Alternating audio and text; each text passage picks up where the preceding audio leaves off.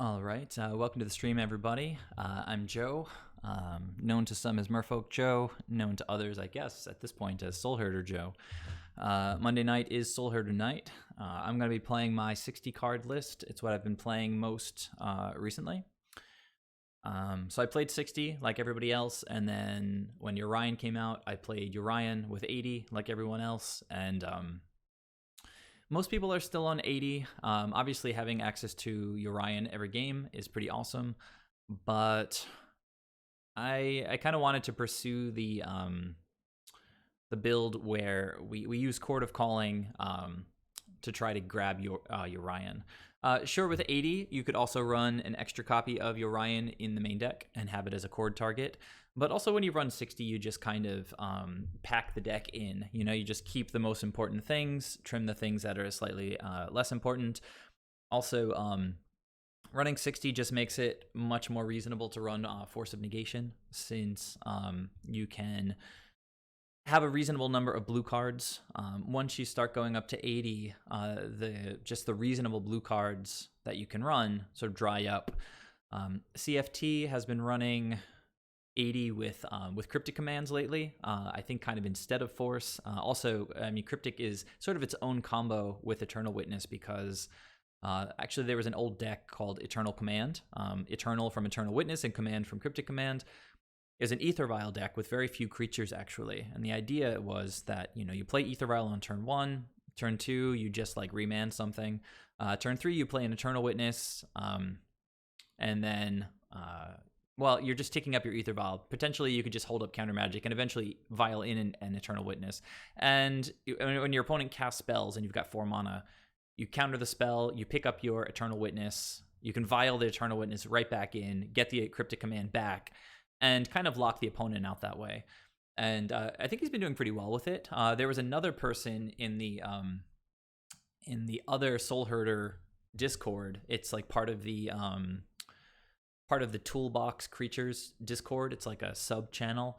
And there's another person who was saying they used CFT's list and has gone like, I think something like 5-0, like double 5-0 and then a 4-1, like 14-1 in leagues with CFT's list. So running 80 card Soul Herder with Cryptic Command and Aether Vial seems like it could be the way to go right now.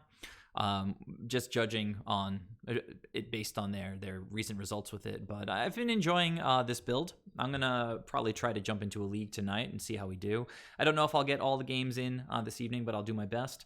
Hey DV, thanks very much for joining me tonight. The sideboard pretty much the same as it has been.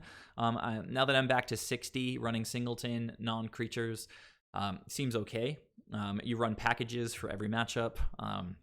It's funny, I played against Ponza the other day, and I got a worship down, and then actually drew into Burrington Forge Tender, and just realized there's sort of no way for the Ponza deck to kill Burrington Forge Tender. Some of them run like Cinder Vines in the sideboard, which is a way to deal with worship, but they only have red removal. So basically the combination of these two cards just shut the opponent entirely out of the game, which I thought was pretty hilarious. I guess that would probably be a similar thing against Burn, but Burn does have access to Path to Exile often out of the sideboard. But anyhow, everything's been doing well. I don't really feel like things have been underperforming out of the sideboard. I have wrathed opponents' boards with wins lately, and Spore Frog hasn't really come in that clutch. But then again, I haven't really been playing against that many aggro decks. I remember last week on the stream we played against like a Goblins deck that just, you know, beat us by like a turn, and if we had gotten Spore Frog, same thing against a Humans deck. So I think it's just a high impact card to be able to grab for one when recording. All right, so I'm gonna just go ahead and jump into some games.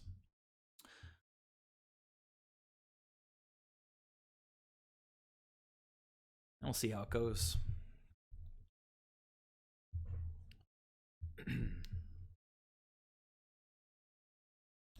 What's new, DV?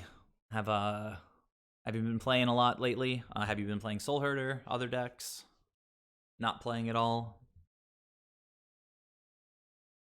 Man, this guy Ivan Katanduva is killing it. 27. Jeez. Wonder what deck this person is playing.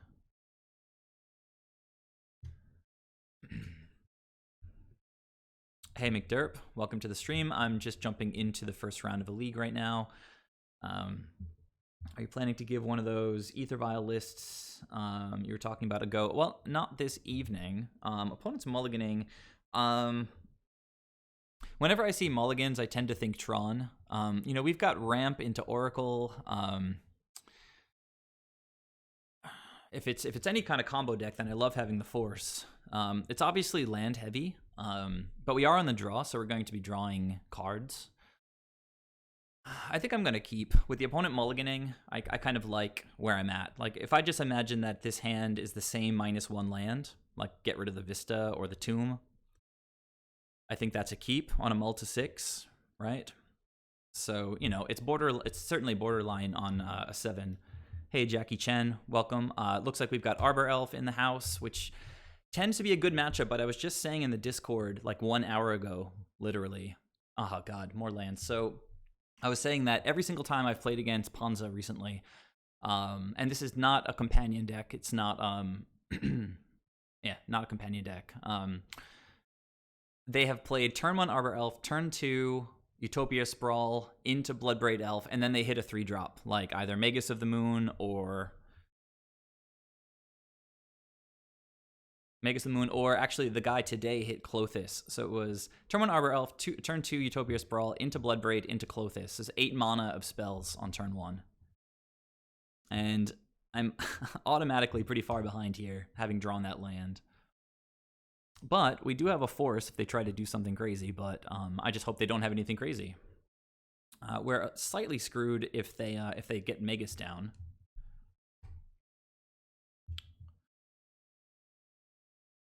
All right, guys, get ready. Here comes. There it is. It's literally every single time. I could have forced that, I guess. That might have been a good thing to force, actually. But then that would leave me with 0 cards. I don't know. So, I mean, they have to have 2 lands. They have to have Arbor Elf. They have to have Utopia Sprawl. They have to. Oh, all right. So it's not. We can't force this because it's a creature when it's on the stack. All right. Well, Klothys is pretty rough, but it's not as bad as Bloodbraid Elf into Klothys.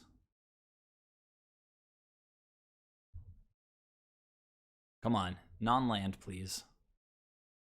Maybe a Deputy. All right, well, Stonehorn is decent. That certainly could buy us a lot of time. I'm going to tap these guys. They could certainly go into, like, Chandra next turn, in which case I'd love to have a blue card in hand, but we obviously, you know, kind of have to play something here. Going to tap like this. And then I can play a tapped Shock or something. If we don't, well, I mean, we're not going to really play anything here. All right, so we are hitting our lands. If let's see, I can just play a bunch of tap lands at this point. They could play Magus, so I should probably play my fetches at this point.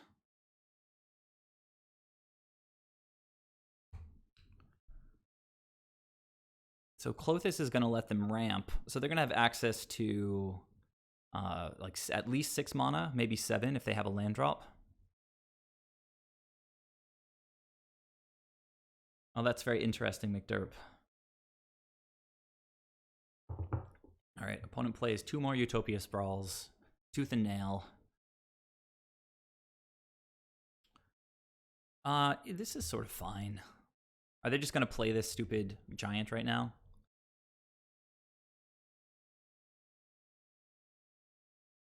Oh, they stomped during my main phase so that they can ping me.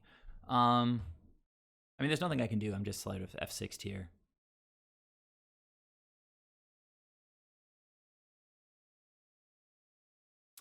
Pillaging my land. I mean, it's obnoxious, but we do have a lot of lands, right?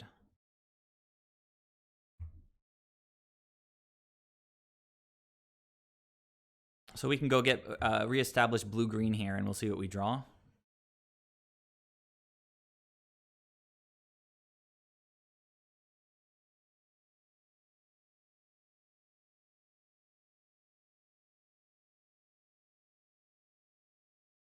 Even just something like a Soul Herder would be pretty good.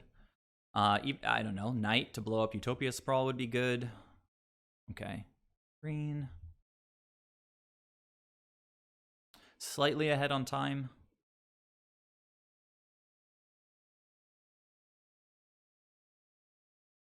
Green and blue.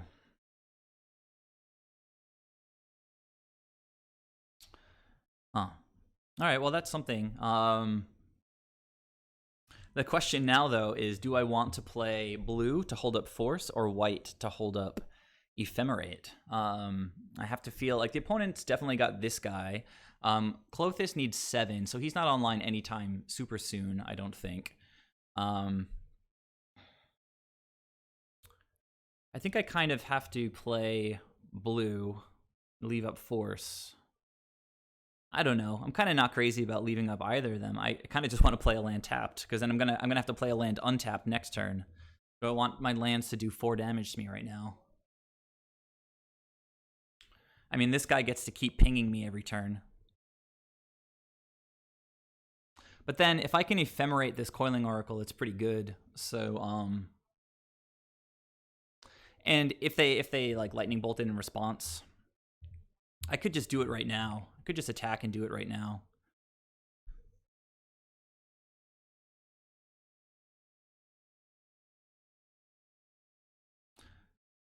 Although, you know, if they attack with like a dragon next turn and they try to exert on my Coiling Oracle, might be nice to hold on to this ephemerate.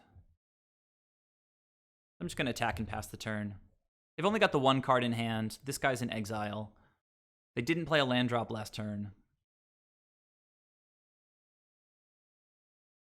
Klothys is so annoying. I mean, I still think this is a pretty good matchup, but we've just been drawing tons of lands. Opponent choosing to go with the ramp here is pretty scary. Jesus, what do they need like 6-7 mana for? All right, can't really do much about that. They're going to draw 2 cards. I just wonder, like, anyhow, let's see how this goes. Yeah, I didn't really feel like main phasing it. I feel like I could possibly get some value if they try to kill it right now. I don't know, like just protect it. Now they are on 6 devotion, getting really close to Klothys being online.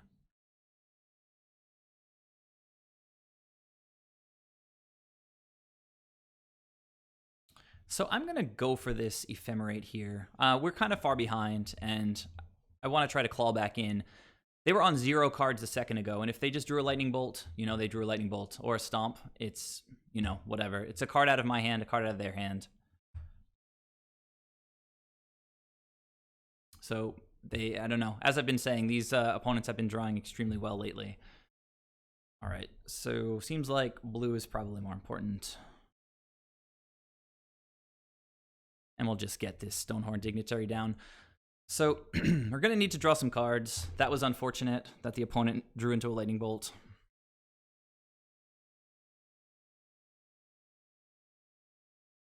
But we do have Chord now, and we can play a land and Chord for Soul Herder just to get the lock going. But we are kind of just dead to Klothys. So it's possible we might just need to go get like Deputy to take care of Klothys.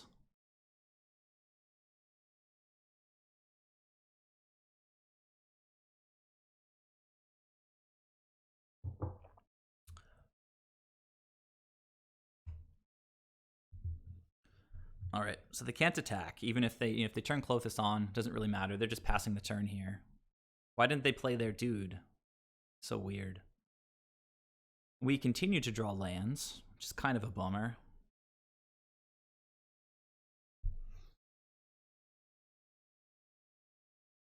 So, you know, I could get Deputy to take care of Klothys, or I could get Soul Herder to try to continue to blank the opponent's attack step, and I still just need to draw into stuff. Like,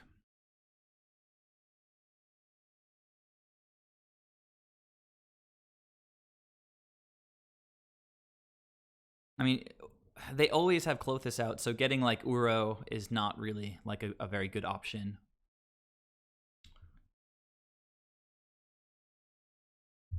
Been getting a lot of text messages from political candidates lately. Kind of annoying.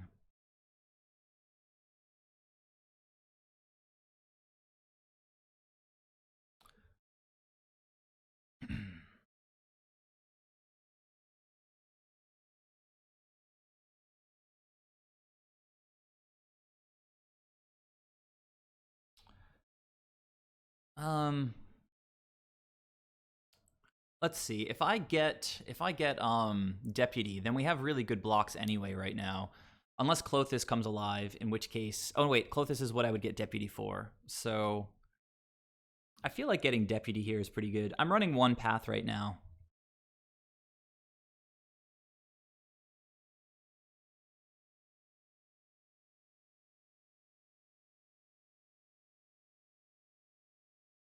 So if I get deputy and they have another bolt, it's obviously pretty bad.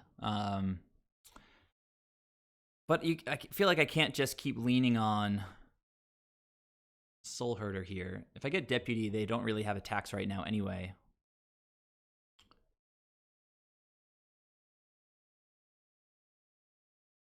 And Klothys is just going to keep killing me. So I'm going to get deputy, and we'll see how it goes.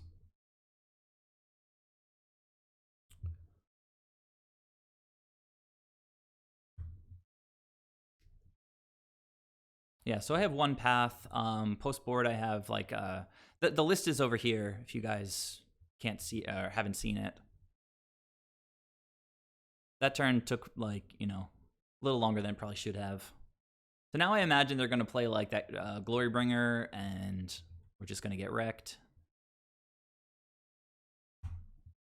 Well, it looks like maybe not Glorybringer yet. All right. No attacks. All right, so we are sort of kind of stabilizing, but I need to stop drawing lands. It's such a shame. This guy's getting in for 4. We have like no blocks for that.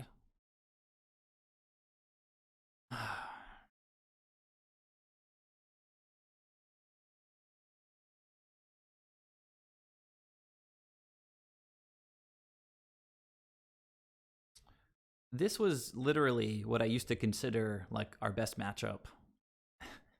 And this Arbor Elf into Utopia Sprawl into like power on turn 2 has just been quite annoying.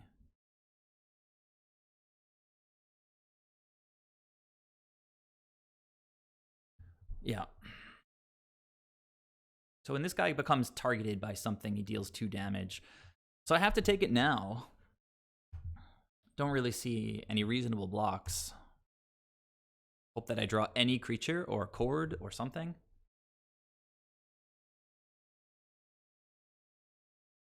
Opponent, why are they drawing more cards than I am? Play a Chandra or something so I can use this counter spell. All right, well, something I can counter. Hopefully we'll need our mana next turn. If that resolved, I wouldn't have been able to cast a cord if I do top deck into a cord or an Eternal Witness.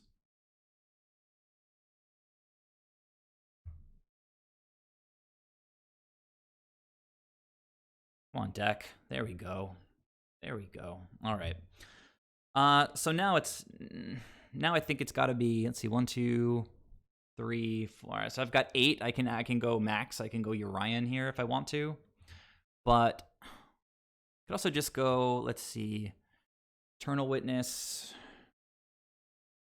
Eternal Witness doesn't really cut it right now. If I get Eternal Witness, I don't have enough to go get something else useful. I can go Eternal Witness like Coiling Oracle, but I think just getting Soul Herder is probably the way to go here. I should probably not crack that thing if I don't have to, just so I don't die to Bolt.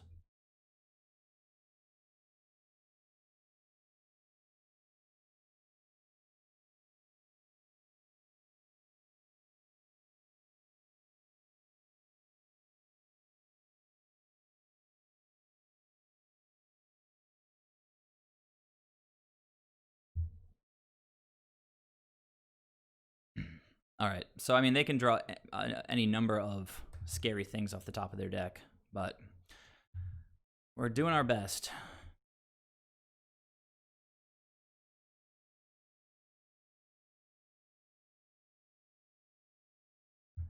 Since I have no plays, I can try to catch up on clock a little bit.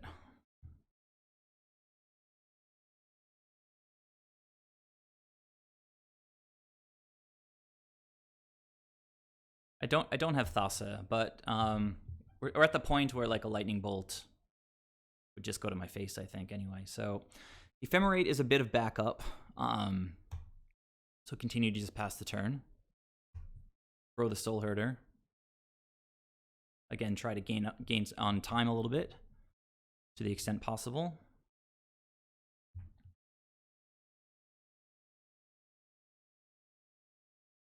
Now, I can finally draw into some creatures. This Ephemerate could actually help us get off the ground.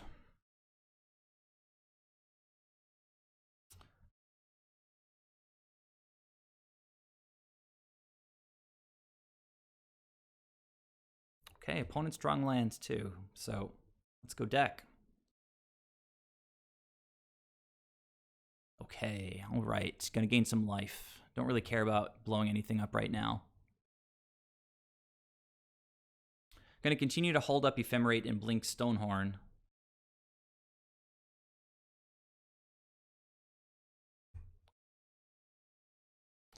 So yeah, Soul Herder not dead to Bolt, not dead to Stomp.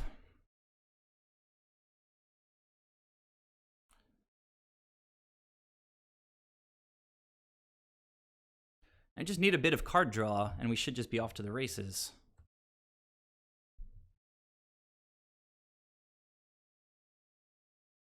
I don't know about the opponent running out all of their lands. Like, if I draw a land at this point, like, you want to kind of keep it in hand sometimes just to make me sort of play around things, but I guess it doesn't make too big of a difference.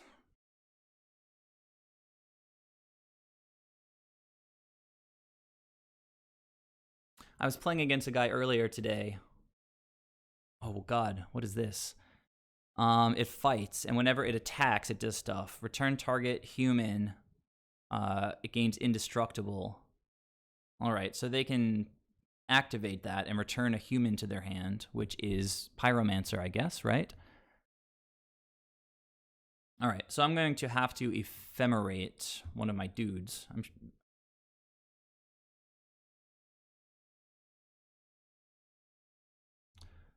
Grow the Soul Herder a little bit more. Kogla. Is that? Kogla. Somebody in the Discord really likes that card. So I imagine I still have to keep Klothys off the table. So I'm going to do that. Opponent does get to just keep playing their... Wait, what? What's happening here? Okay. That's what I wanted to do. Okay. That's fine, opponent. You can do that in response.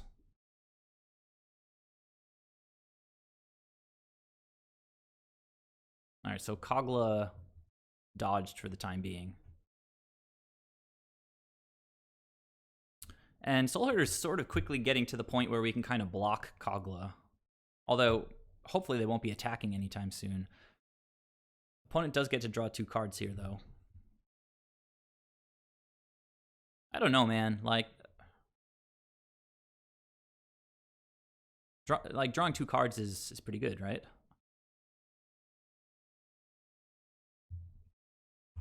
Maybe something like a Siege Rhino would be nice right now. Even just like an Eternal Witness, pretty good.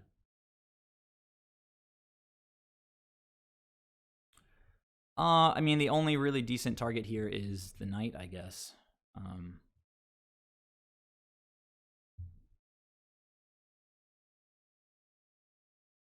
Okay, opponent representing that they don't have removal.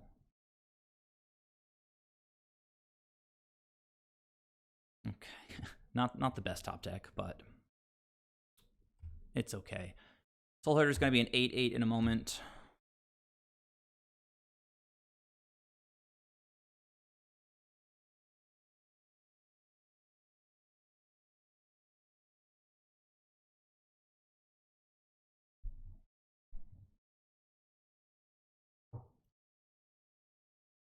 I mean, Bolt just gets back gets back their Klothys right away, right? So it can't attack, but Klothys is a win condition unto itself. We haven't drawn any of... Oh god, they just get to keep drawing cards all day.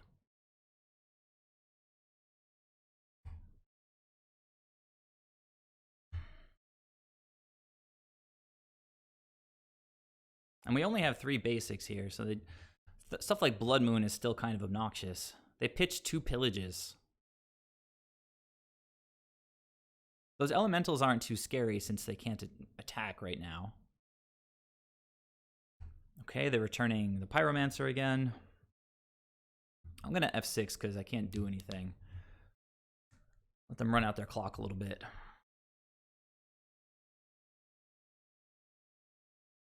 They pitched a Glorybringer. I guess that makes sense. I guess they're digging to paths. I mean, sorry, to lightning bolts. I can blink the Deputy and grow the Soul Herder a ton if I feel like it. Well, that's unfortunate. I think we just keep running it back. Fighting the Flood this game.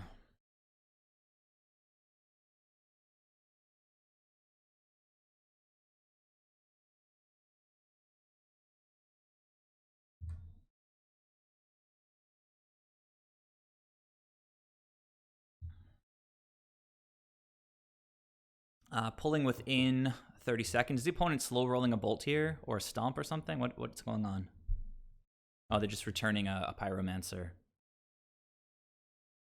I mean, any Ewit off the top should just like kind of seal the deal.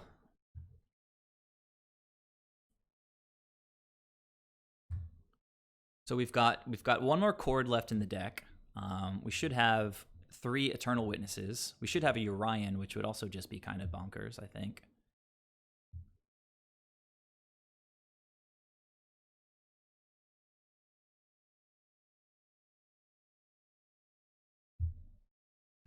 Okay, stomping the Knight. Yeah, I guess. I mean, like, any number of draws can just start like a wild cascade of value on our side of the table. But if I keep hitting lands, we can't really do anything. I mean, honestly, I don't really know how I'm going to win. Does this thing have reach? No. So I guess I can just win with Ice Fang Beats. I don't have Lavinia in the deck right now. This is a Bloodbraid Elf. Chandra. Chandra kills the Deputy.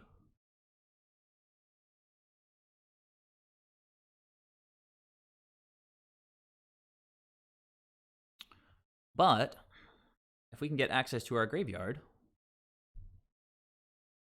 Chandra is also a way for them to just win the game. All right, come on. Let's get something started, guys. Let's go, Mr. Coiling Oracle. Hey.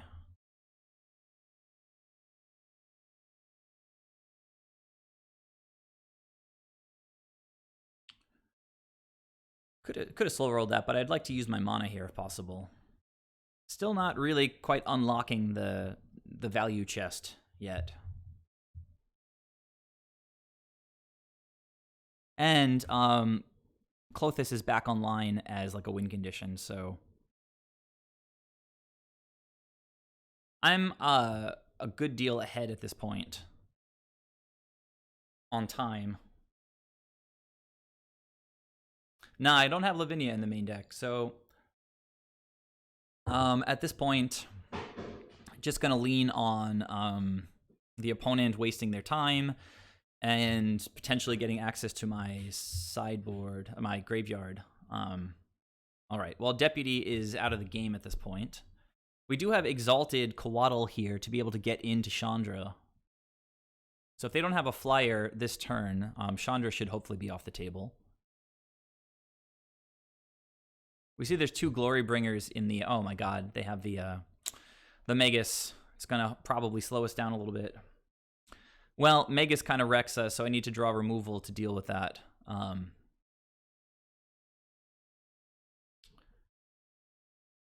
right, so no flyers, please, opponent.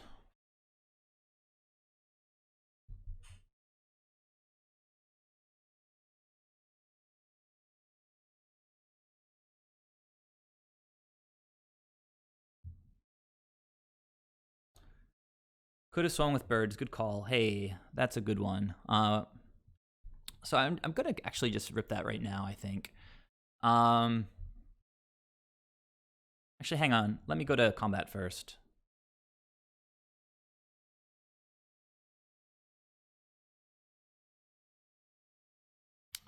I think I have, hold on a second. Green, green, green, green, and then green, green. I think I can't attack. Well, I do need to kill Chandra, so...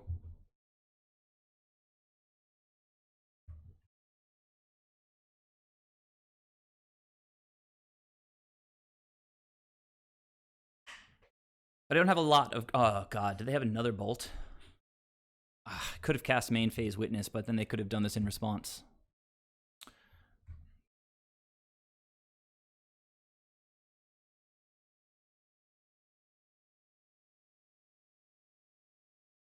Opponent is empty-handed right now. Oh, wait. That was silly. I should have tapped, I think, blue for this. At this point, I think just like getting Ephemerate and then immediately casting it and get back Chord.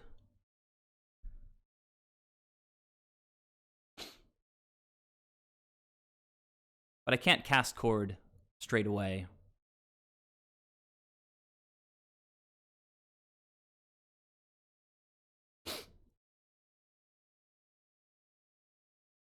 Actually, that's a good call. Not sure either. And I just sort of pitched the Ephemerate if they do realize that. Oh, they have to -3, so that's off the table for a little while.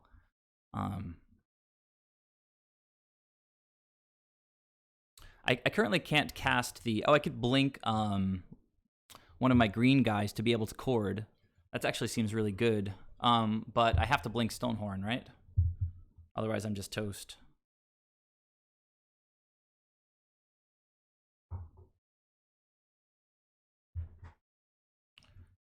All right, so Chord is unfortunately off the table. Partially, I think, because of how I tapped. I should have gone blue, blue. No, I still wouldn't have had... Maybe I would have had triple green.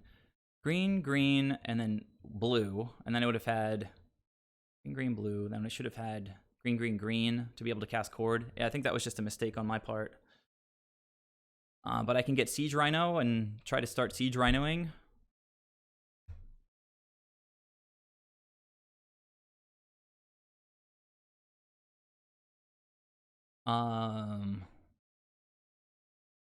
They have a bolt. I should be able to Chord right now. I think I just mistapped. I should have tapped green, green, blue. Yeah, I definitely could have Chorded.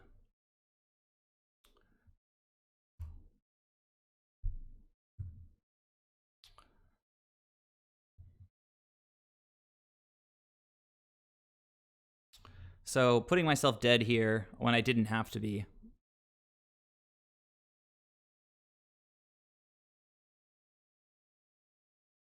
Chandra back online. She could kill Stonehorn if she wants to.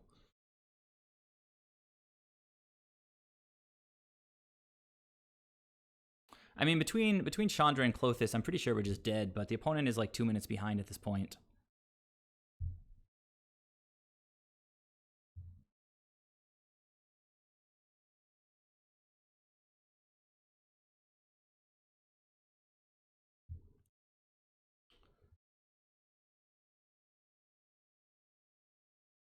This is game 1.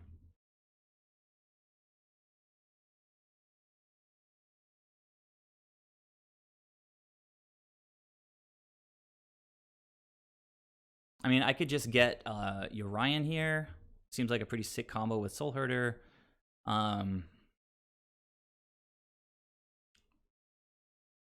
I don't really know how we get through all this. I do need to get in at Chandra, I think, so I can go ahead and attack with the birds.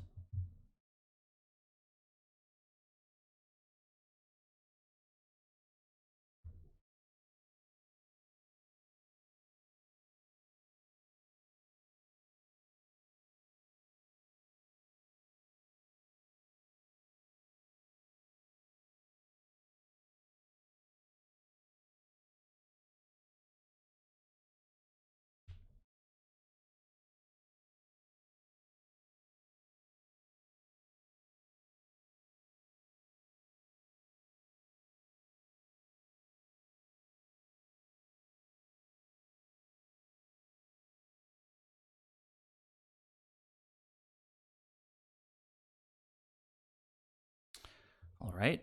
Does the opponent have 2 bolts?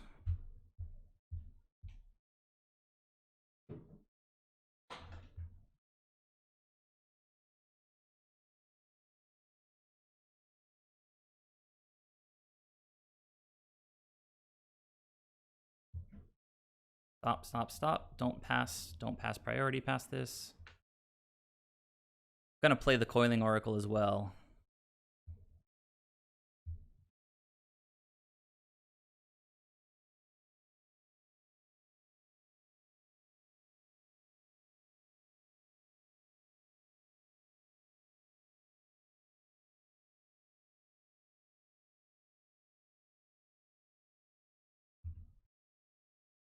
All right, I've got a 2-minute lead on the clock. We've got Chandra sort of kind of dealt with the birds. Opponent's spending lots of time to recast these pyromancers. I don't really expect to win the game, but the opponent has lots of triggers to click through.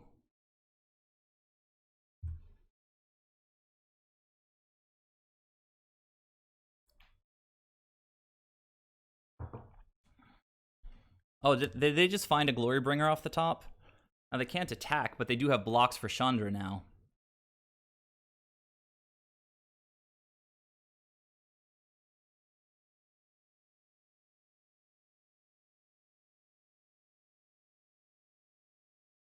I might just not be seeing your chats, McDurp. What do you mean they come in a minute behind?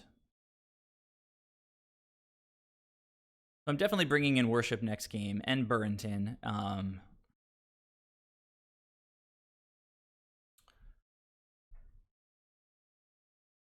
Hunt Master. So that guy can ping me as well, right? But they've already cast spells this turn.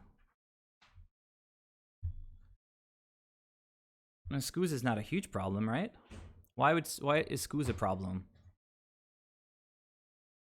We're not really trying to kill them, right? We're just trying to waste more seconds on their clock at this point.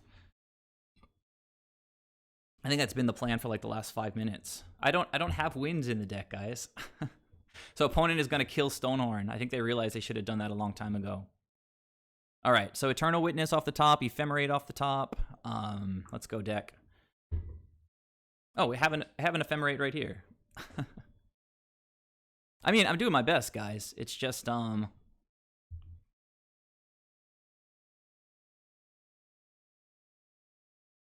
would like to win. I just don't currently know what I can do to win.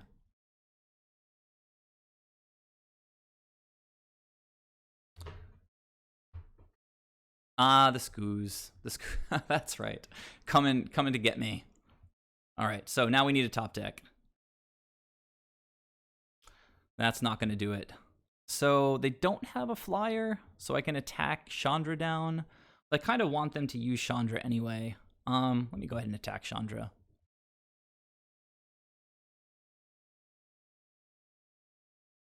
I could just blink one of my... I could blink Eternal Witness, but that doesn't really buy me anything.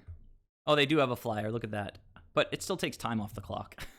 I'm not trying to cheese. It's just that's where we're at.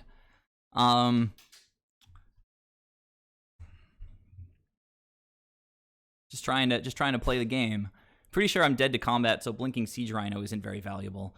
So I guess we just blink Coiling Oracle.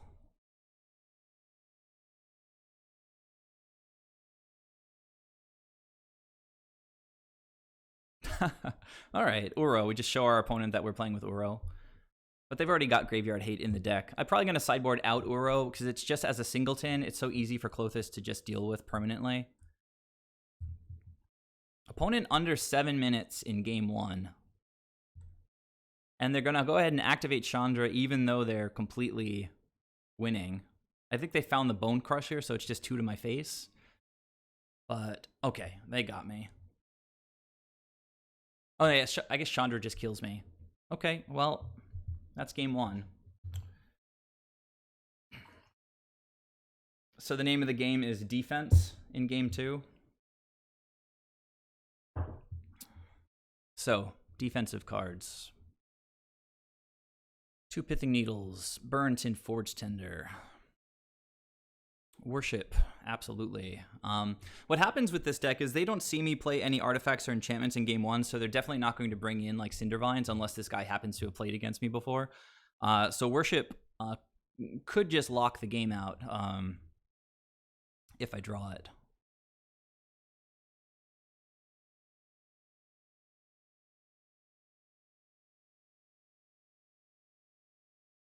Spore Frog action.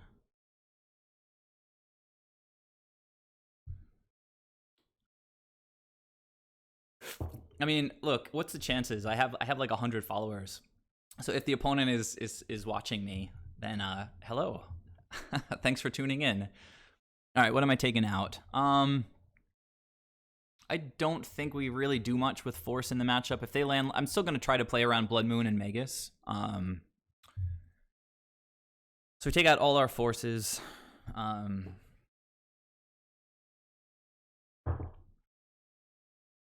Deputy was good for a while. It deals with with Clothis. Is that thing's name? 4 cards need to come out. I like my mana fixing around Blood Moon. I can trim 1 Oracle. I can trim 1 Soul Herder. I can trim Uro.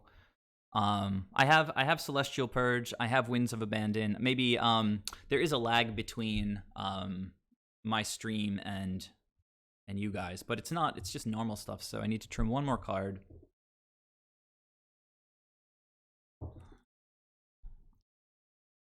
Knight of Autumn, gain some life. We're playing defense. I think that seems reasonable.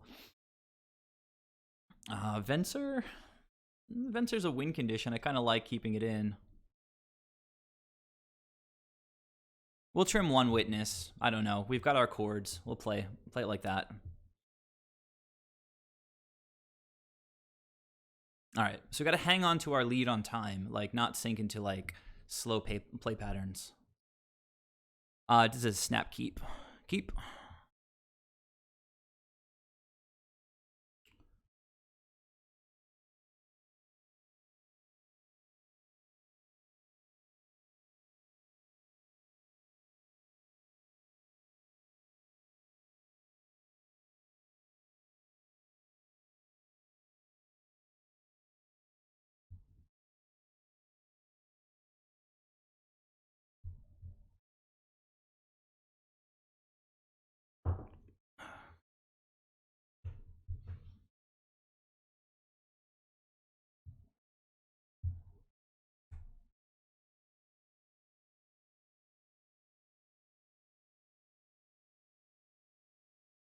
No ramp for the opponent.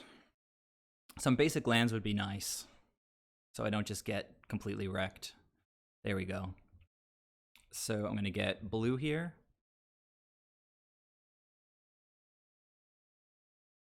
I'm going to attack.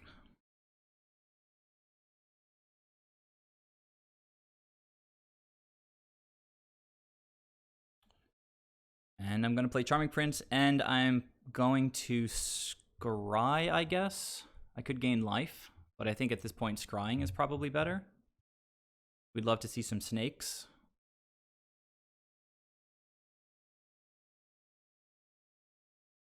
Nah, I'm not going to pass. I don't know if that's what you're saying.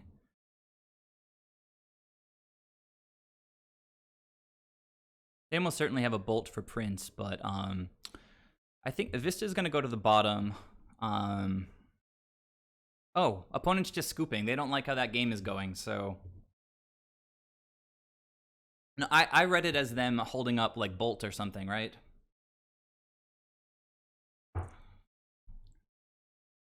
All right, so they're under 6 minutes now. We have a 3.5 minute lead.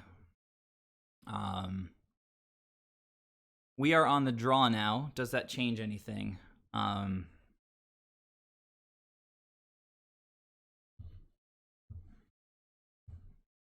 They still don't know about Worship, so that could easily be a path to victory. I think maybe taking out like the 5 drops, since I'm probably not going to be getting that far along. Like I could leave Thragtusk, but I don't know about Urian. I think I can trim that and bring back in Oracle just to establish some board early on.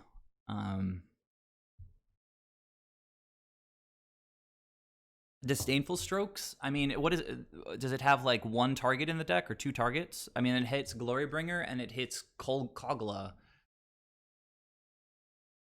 I feel like Disdainful Stroke is just a dead card a lot of the time. I guess Chandra counts, but I do have Pithing Needles. I don't know how many answers we want for Chandra. I could bring in one Disdainful Stroke. Try not to like overload on the effect.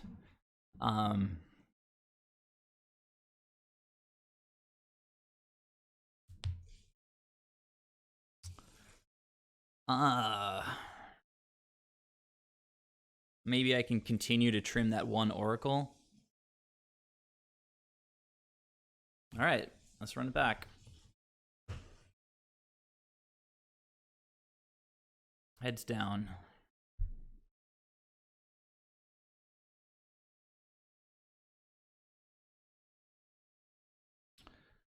Oh my god, it's so clunky, guys. I think I have to mulligan this. I think I have to be but this hits some important stuff, and we have Eternal Witness. Ugh, I'm gonna keep.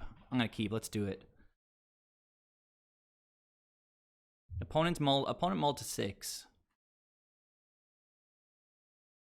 Nah, I think path for yeah, I think we're gonna run with it. We're gonna have faith in the deck that we're just gonna draw into snakes at this point.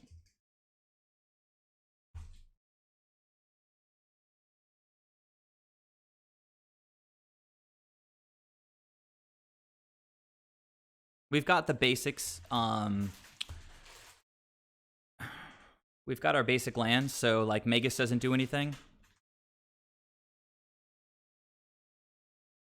And I do like that Eternal Witness can recycle Path to Exile. All right, opponent officially under 5 minutes.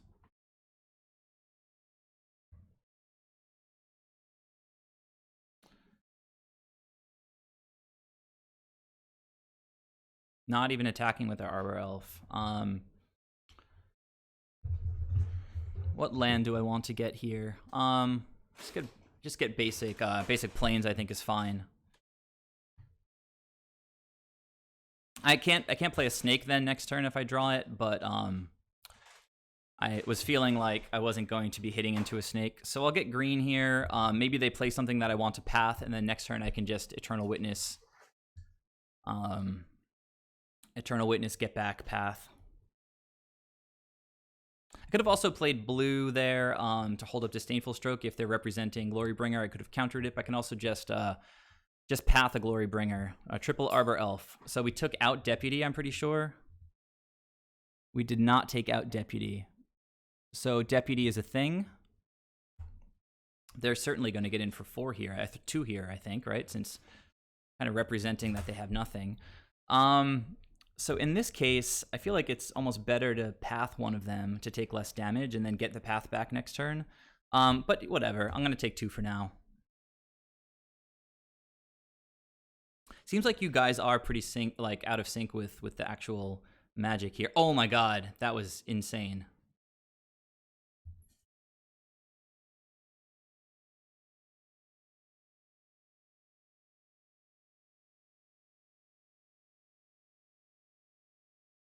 Yeah, I might have just freaked out and tapped the blue, but instead of the green, maybe to leave up stroke or path. But that was a bonkers draw.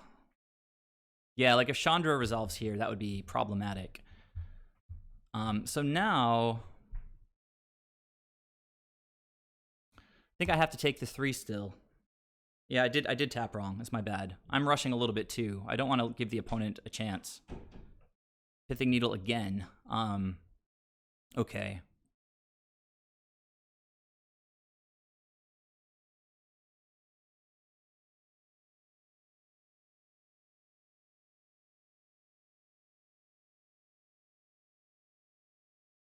I can just play Eternal Witness, get back a land, and then play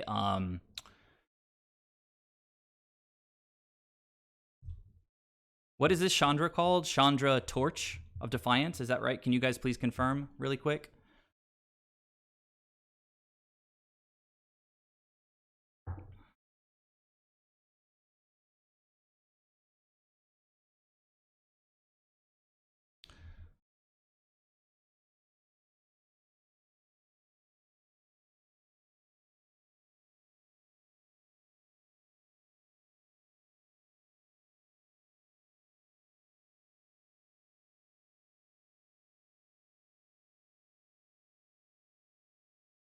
All right, so opponent can't do anything with Chandra. We could play Thragtusk. We just need to dodge like a big guy right now. We do have a path to help us out. Pyromancer, always drawing cards. They pitched a Glorybringer. They're down to 1 card again.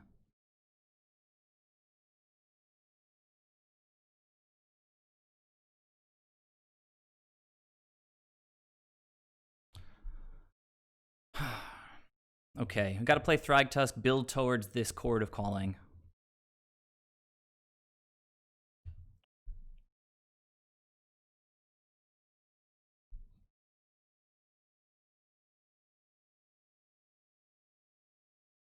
If they have another Glorybringer, that's kind of obnoxious.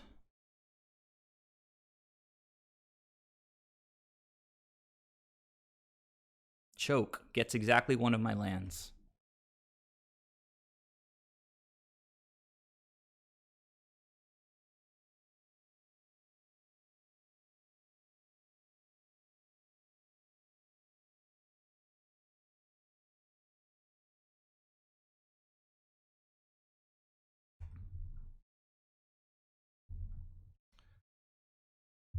I can go get I'm going to go get Soul Herder now.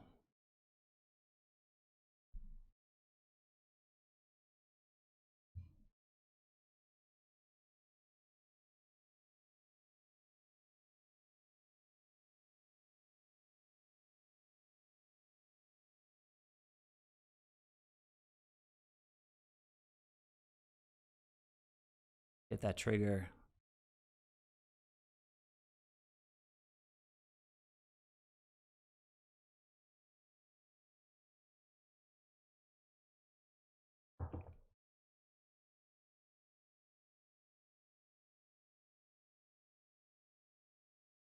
Let's go.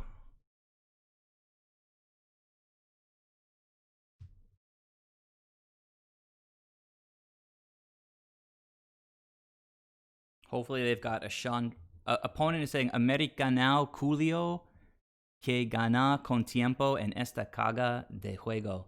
So I'm pretty sure this is Portuguese, but he's saying American ass that wins with time in this shit game. That's what the opponent is saying. I'm just gonna say great games, thank you. No, I know it. I speak Spanish a little bit, so it's very close. Americo now. I can show you guys this, and I'm gonna report this guy too. So let's remember for me to do that later. I can actually just like resize this for you guys. Honestly, like I didn't even win with time. Like I'm just crushing him this game. Look at those draws. So anyhow, yeah, you guys can read here. I think this means American. This is like the Spanish culo. Then it's American ass. That wins with time in this caga de caga. I think is shit in this shitty game. So anyhow, I mean, look. I told you guys this is a favorable matchup, right? It's just if they have a super explosive opening, like yeah, we can't really compete. I've literally just like, so they get to a point where they're top decking, and I've had them hit like Bloodbraid into Seasoned Pyromancer on the Cascade. Next turn, they top deck Chandra, which reveals Glorybringer from the top. Like they have some really sick top decks, but they have to find them, and they shouldn't hit them one after the next. It can feel like that sometimes. But yeah. Anyhow, how about those Pithing Needles? Pretty solid. I'm not really sure the opponent had much to cast with these Arbor Elves, but Pithing Needle excellent against Arbor Elf.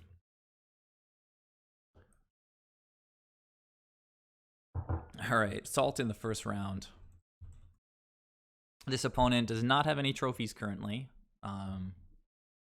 Not surprised. They can't really control themselves.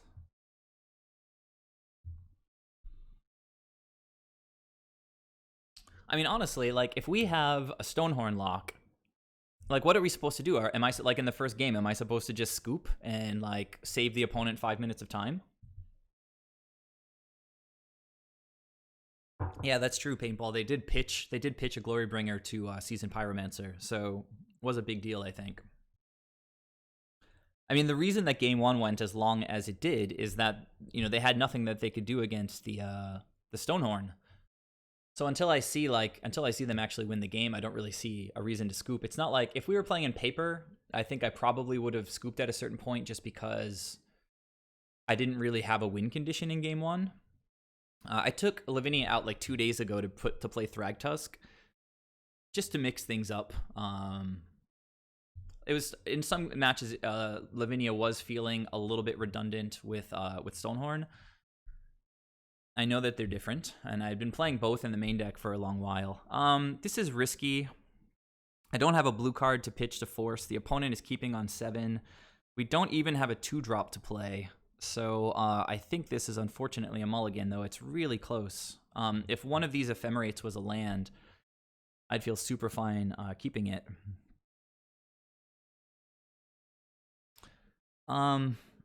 Yeah, I don't have the blue card. The hand needs too much. It needs another land. It needs a blue card. It needs some kind of engine like a snake. So, I mean, in Magic Christmas Land, this hand is like I draw a land off the top and then a snake, and then it's perfect for the rest of the game. If I just draw 3 drops and 4 drops and...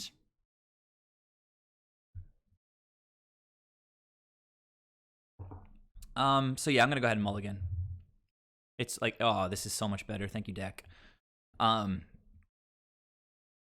So much better. And I think I'm actually going to bottom the breeding pool and keep as much value in the hand as I can. Sometimes you live to regret bottoming your 3rd land. Oh, God. Goblin Pile Driver. All right, well, we drew another land right away, so that's pretty cool. So now, if they don't kill the Hierarch right away, we do have Icefang Coatl plus Blink next turn. But they're killing it with Tarfire. All right, fair enough.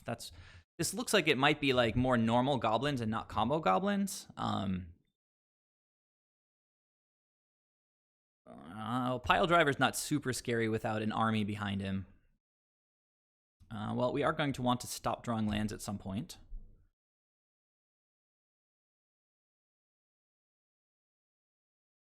We have a pretty good matchup against regular old goblins. Like, imagine if I get a Stonehorn down. It's just kind of lights out. And they are hitting land drops, which is not exactly what Goblins wants to be doing. So Goblin, yeah, they're not even playing anything. It's risky running out this Coatl into another Tarfire, but I think I have to do it. No? Maybe I don't have to do it. Maybe it's so important that I get to ephemerate this thing that I have to chill for a moment. I think I'm going to take the turn off. The opponent's playing slow, so I think I can play slow. I can go get, like, Canopy Vista on my turn. Yeah, I don't want to get wrecked by another Tarfire. Force, not the best against goblins, but...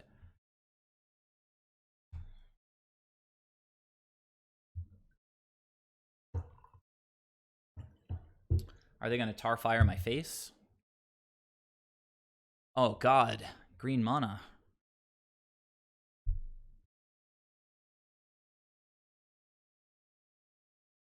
What am I playing against? Field of Ruin. Maybe they'll cast Collected Company and I'll just force it. The combo, though, this is not looking like the combo yet.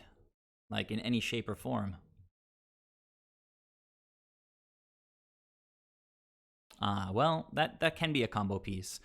So they can sack a goblin to drain me, right? I don't see this card enough to really have it, like, memorized. They sack goblins to drain me, so we need to keep track of their goblin count, which is straight up to 4 right now.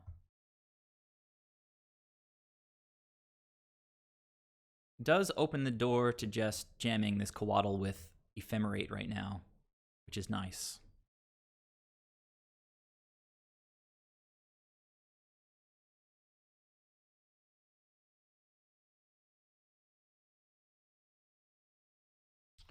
Come on, no more lands, please. like a path or like a eternal witness.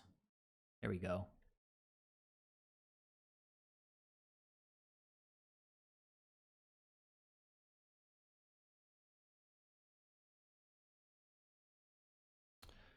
Huh.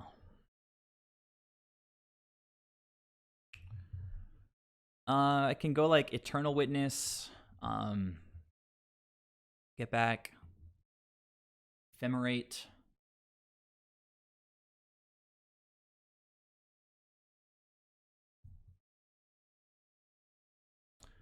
Yeah, that is a little scary, but I'll have eternal witness back with ephemerate.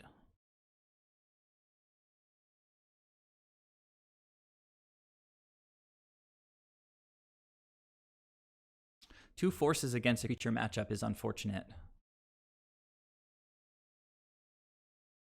I can get Death Touch online next turn with the Ice Fang. I'm gonna get like a basic island with Misty.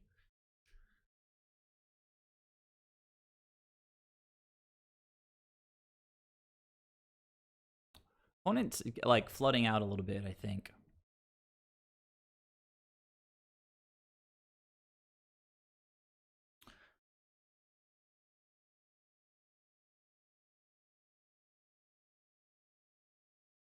I could just let this go.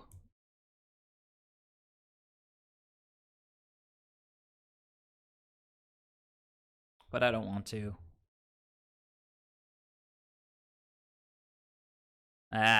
Opponent, the Goblins deck has wait, I can't even counter it. All right, well, I guess they're gonna kill this thing. It's not gonna kill the pile driver. I guess I blinked first. Now it is more bodies for the pile driver now. Opponent was on 3 cards. I wasn't putting them on removal. Yeah, we're gonna get wrecked by this pile driver now. Let's cross our fingers with this Coiling Oracle. It's a good one. I guess I can probably live, right? This thing is +2.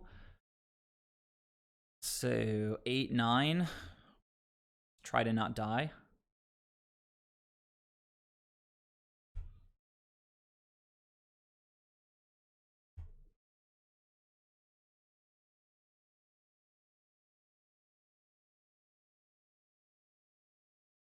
Probably should have just gotten in with the Ice Fang, right? Okay, this makes their things cost less, right? Oh, yeah. Plus the drain. I'm totally dead. I'm totally dead.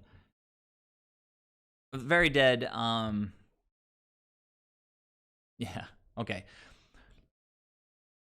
So honestly, guys, I don't know. Like, I don't think this is what we consider the combo. Like, I don't think it doesn't look like the deck that plays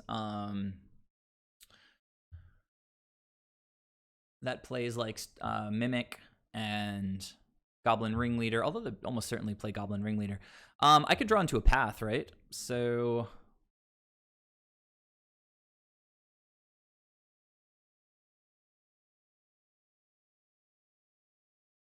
I did not hit a path. I hit another land. Yeah, that's true, but Grumgully also just buffs all their creatures, right? So yeah, we're dead. I'm just gonna scoop. And Grumgully could certainly just be played in like a beatdown shell. They probably have some kind of combo in the deck, but the opening in this game, like I haven't seen in any combo Goblins deck any pile drivers. That might just be a singleton or something. If it is a combo deck, then Worship might not actually help us. I forgot to check, is that card, does it drain us or does it deal damage? I think it drains us, right? The black card, the Sling Gang. I think it drains us.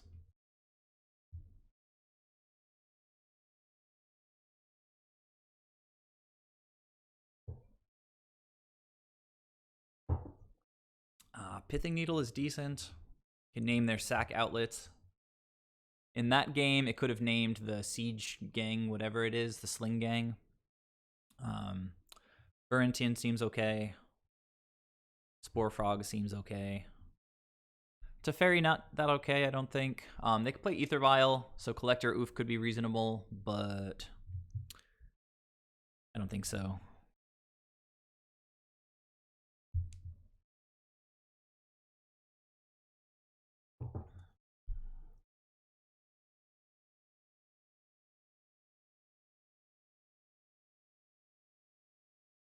It's kind of a fast game, so I don't really know that Uro is great. Urian is kind of clunky, I think. Yeah, so I don't know that Worship is actually good. Like, we've got Stonehorn. Worship is good, like, if they're trying to burn us out. But we can't do anything about Drain. Like, Loss of Life isn't covered by the Worship insurance program. And what else do we want to trim?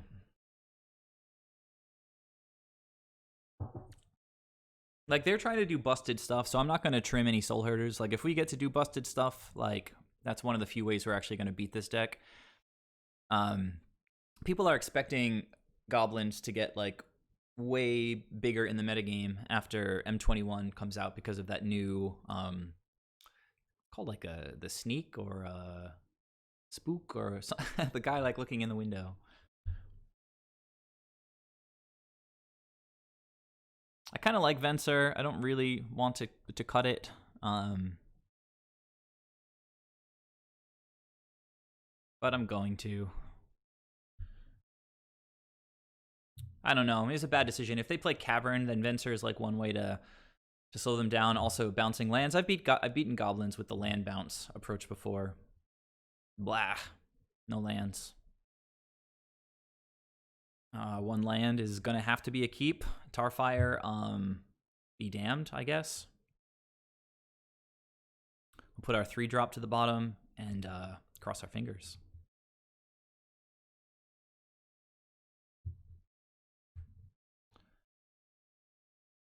If we draw a land, we'll play a Coiling Oracle. If we don't draw a land, we'll play Icefang Coatl. Okay. Don't Tarfire me, bro. Okay, no land, which means Icefang is the choice. Okay, still no land, making it extremely enticing for the opponent to just blow up our Noble Hierarch by any means possible. But they don't have black for the Munitions Expert. Don't kill my Noble Hierarch. Please. Please don't do it. Yes. Oh, I gotta keep jamming these snakes, I think. Oh, you know what? I think I want to name Ether Vial right now. And then just hold up Ephemerate. Get in for 2.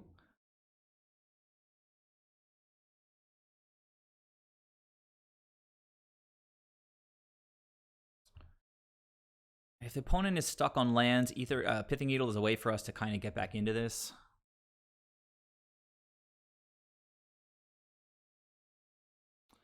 I mean, the greedier line is just to run out the Coiling Oracle. If they had a 1-drop, they probably would have just played it last turn. All right. Go, Mr. Coiling Oracle. Land. Oh, Spore Frog. Oh my god, shields down. Don't kill my Noble Hierarch. This is this is so stressful. Come on. Ah, black mana. Munitions Expert right away. Okay. Banneret has haste and reduces their creatures. They didn't attack. Interesting. Okie dokie. Alright, a land. Cool.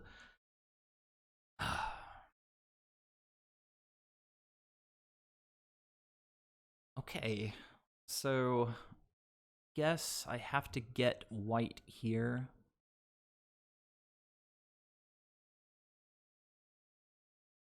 I feel like I kind of have to name Ether Vial at this point. This guy is reducing the costs of all of their goblins, which is tough. Maybe I get... kind of like leaving up like double Ephemerate now. Oh, I do have this cord. To get like Deputy or anything like that. So I'd like to play Spore Frog. I'll play Spore Frog, Pithing Needle, and then hold up Ephemerate.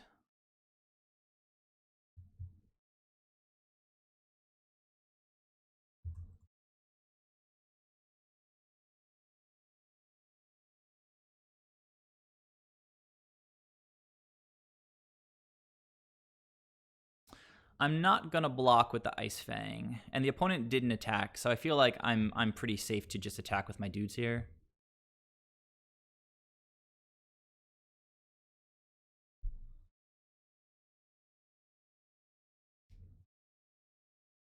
Although I do have Exalted, so like, what's the point of attacking with both, right?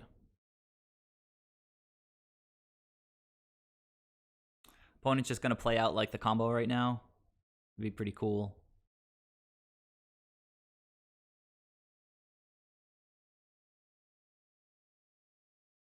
I mean, we're getting really close to being able to like chord for Stonehorn. It's not looking like we're gonna die through combat right now. So what are my good chord targets? I mean, to interrupt the combo, we don't have a lot, right? They've played Goblin Matron.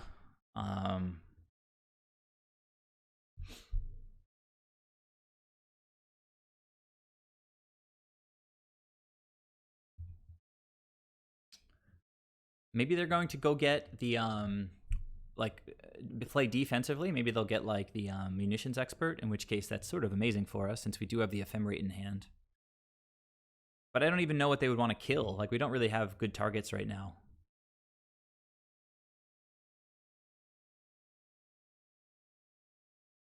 I kind of feel like we want to go aggro. Like, if I get like a Siege Rhino and then just double, they got another Goblin Matron. Weird. And they're not even playing it right now?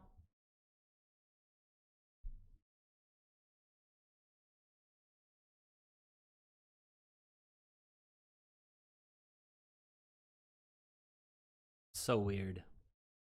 I mean, I'm gonna crack this, and if they want to like munitions expert me in response, maybe I should have cracked this.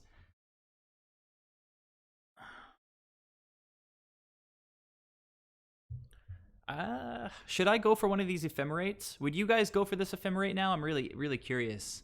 Do you want to try to push value and like blink Coiling Oracle and try to hit some lands?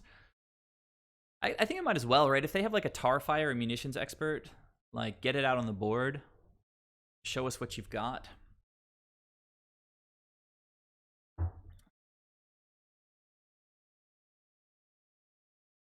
But at the same time, like, they could have just played another Goblin Matron and they chose not to. Just pretty clearly representing that they have something. So why don't I go get like a blue-white land and just chill for a little bit? It's a tough call. It's a tough call. I think I'm gonna just chill.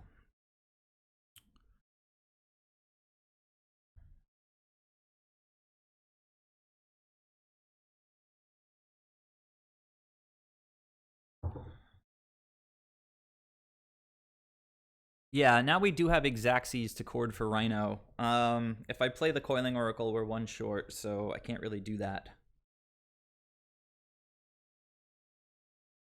Well, the Ephemerate doesn't affect the chord, I don't think. But you're saying they would munitions expert it in response. So I'm just gonna pass, and we're just gonna hold up chord for 4. If they try to munitions expert now, then okay, they're not doing it. They're not blinking first.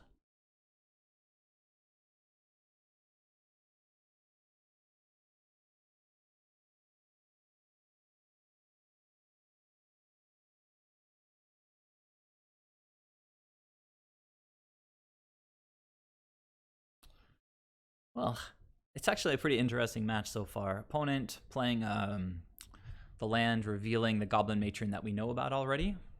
And we'll see if they can just combo out here. If they try to combo out, we can probably just go get like a deputy for one of their pieces.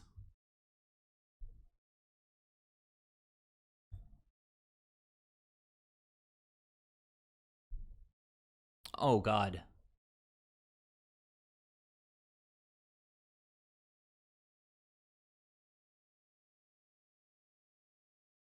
So I can get Prince and blink something. I can get Prince and blink something, and then blink Prince with Ephemerate, and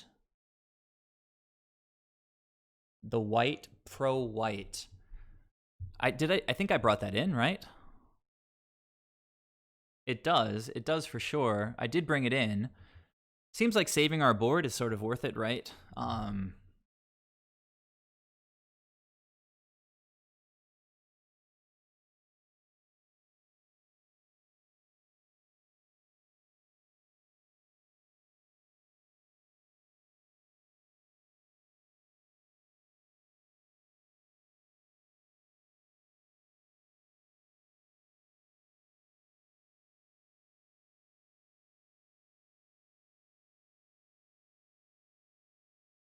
So we let it resolve, and then we sack it, targeting the Chain Whirler. Unfortunately, they get to attack.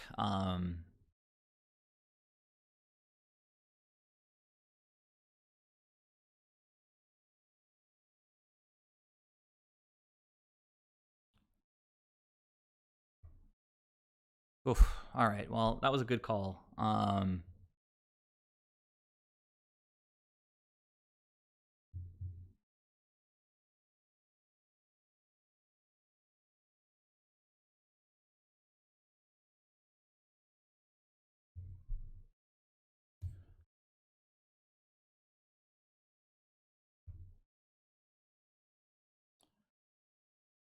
And I kind of feel like I want to draw some cards. And they're tapped out, so I think it's time to just push the value here.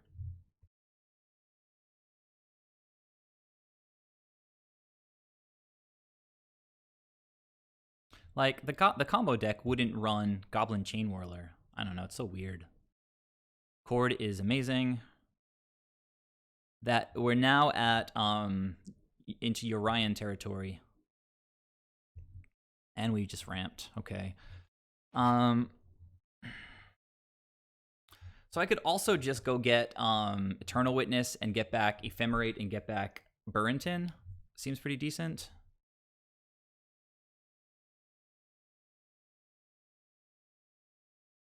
Start the Ephemerate value going. The opponent did not search for combo pieces.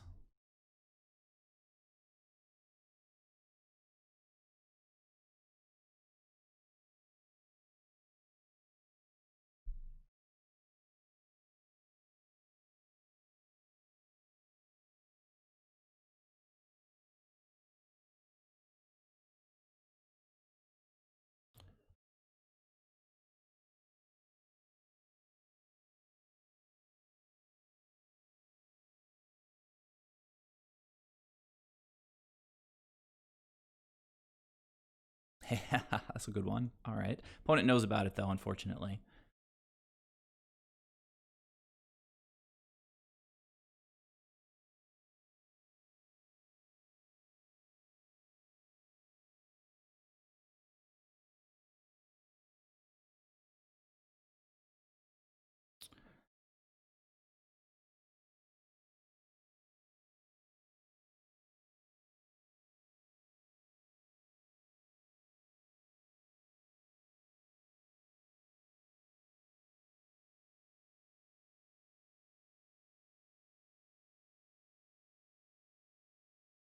You have to be careful with my time. Opponent is playing really fast, so kudos to them, but I'm not.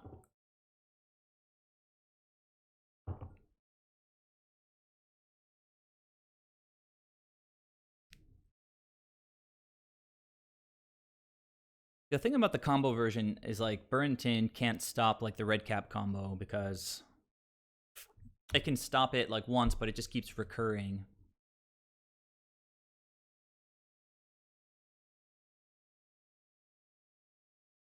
Opponent knows that the wins are coming. We don't have anywhere near lethal yet, but not super far away. 2, 3, 4, 5, 6, 7.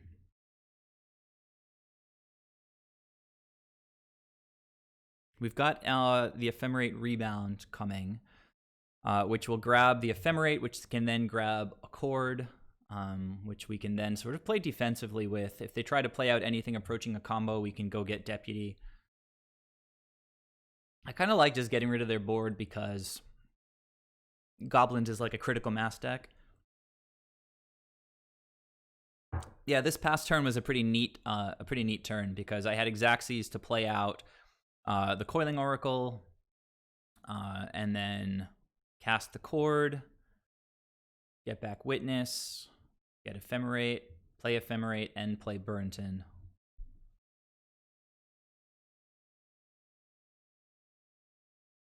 If we want to at this point, the opponent is off combat with Spore Frog recurring with Eternal Witness every turn.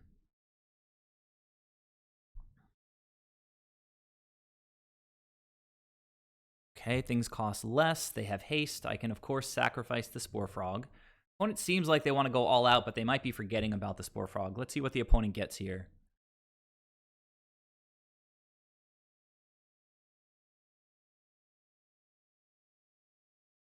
Maybe that Siege Gang or Sling Gang, blah, blah, blah, blah.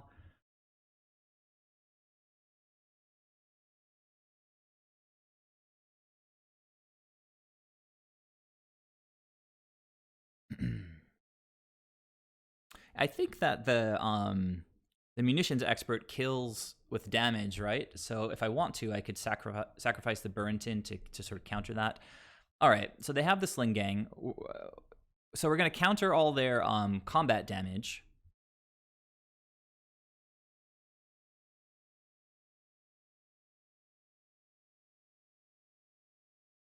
And this only it says sacrifice 1. They can drain me for this much. 1, 2, 3, 4, 5, 6, 7, 8, 9. Seems like it's probably not enough. Well, this is looking like it's going to be a good Winds of Abandon. All right, Spore Frog, your time to shine, baby. Let's do it. Prevent all combat damage. Spore Frog, screenshot. Let me go ahead and drop that in the Discord because it's pretty cool. All right, so no combat damage. Cool. I can dig it.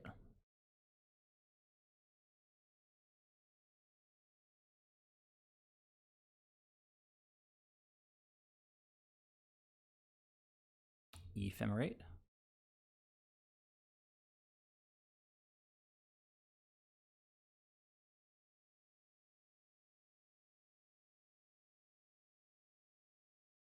Again, they can drain us for like 9, I think, right? So we got white. We got a lot of mana. So I'm going to start by overloading this Mamba Jamba.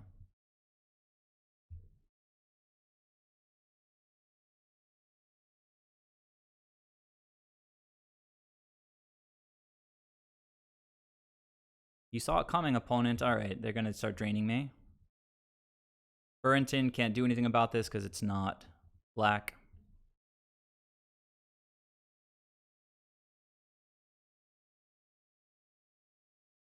All right, so we're getting drained for a bunch.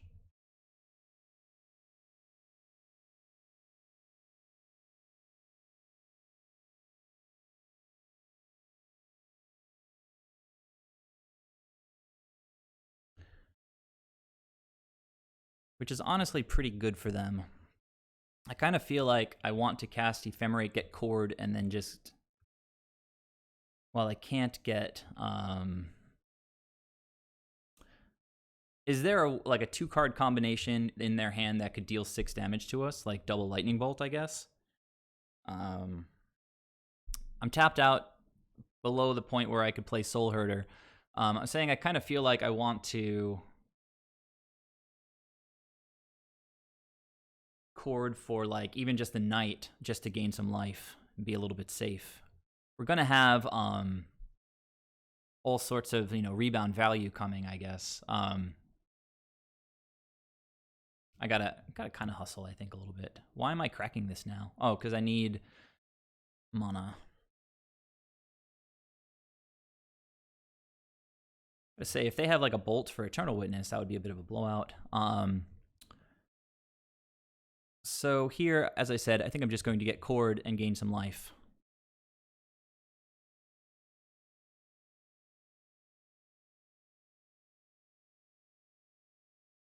Actually, I guess I'll get Uro. Oh, I guess I took Uro out, huh? Knight is fine.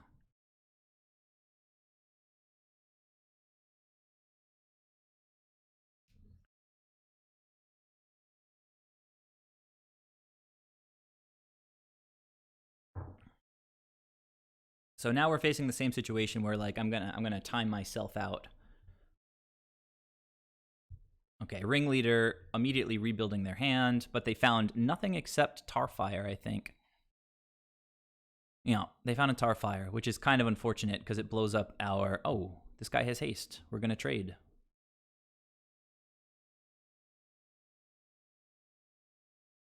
I could prevent the damage from Tarfire. Kind of like that. We need to keep our Eternal Witness, and we can always just get back the Burrington.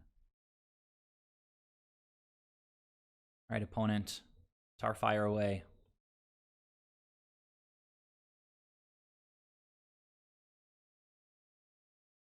Yeah.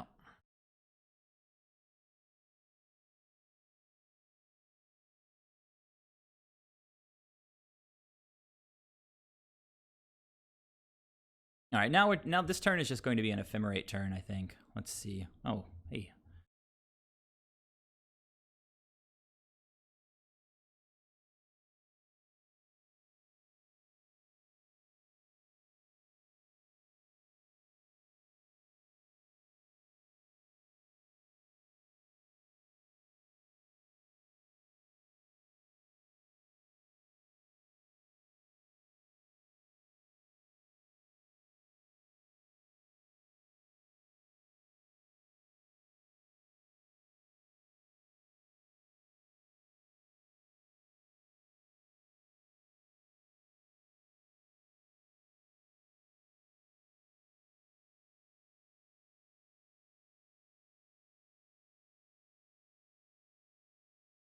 Opponent just scoops.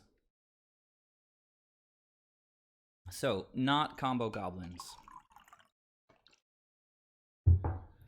And I do have approximately a third of my clock. I just need to play like slightly faster than average speed, and we should be okay. So quick decisions. Kind of feel okay with how that went. It does drain, right? I think we just checked that.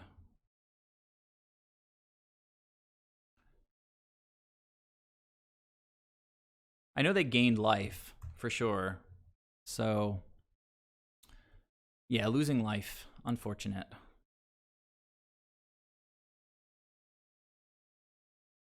Maybe Oof is worth it for keeping Vial offline, because that was pretty huge that game, I think.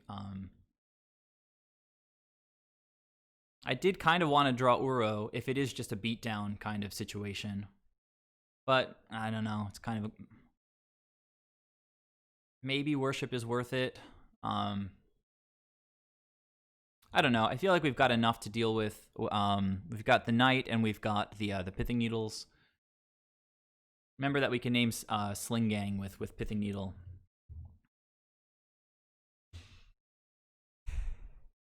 So Sling Gang also wins around Worship, so we're just going to run it back, I guess, and see how it goes.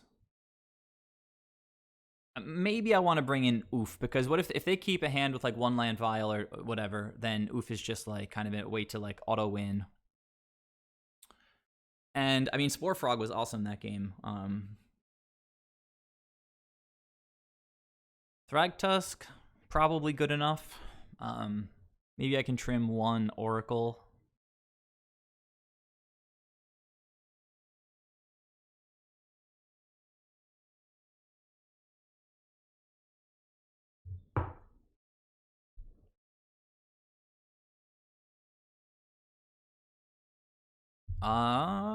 Looks good to me. If they play Ether Vial, I'm gonna lead on Pithing Needle, maybe. Actually, I'll probably lead on Hierarch still. I'm gonna keep it, and we're gonna draw like a basic island, and all will be well with the world.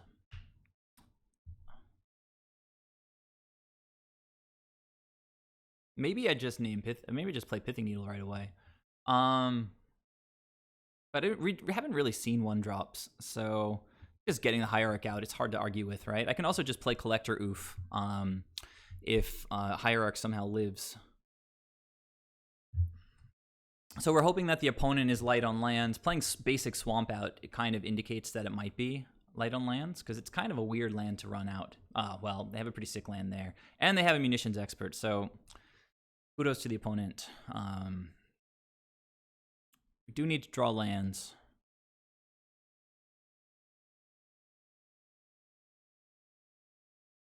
All right, no lands. All good, though.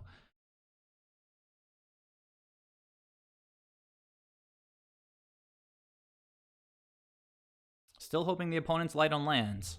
They do have a 1-drop. Blah. Okay, well, that is a combo piece.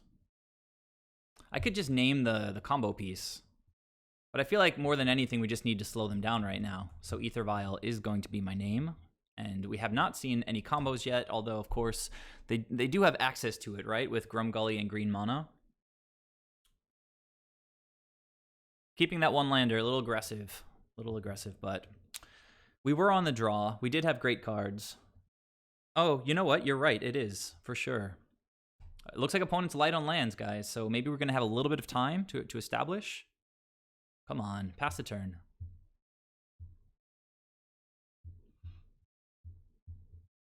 Ugh, all right. Oh,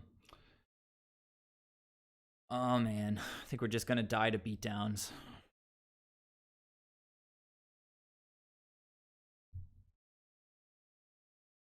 Jesus.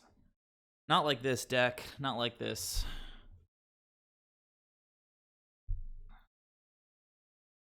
Yes, it is a mana source, so very good call on that one. I have named like Chromatic Star and Chromatic whatever, and just like felt stupid because they just cracked it right through the Pithing Needle. Well, we kept a risky hand. I don't know what else to say. Take some damage for now. Opponent found a 3rd land. Things going their way. Not really going our way. Hang on to the Spore Frog as long as we can. What are you going to do, opponent? You're going to kill my creature? Come on, island.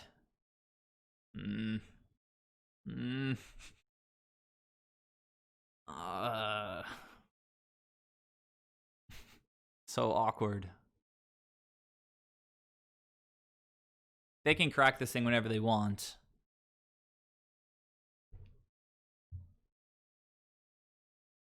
To kill my creature.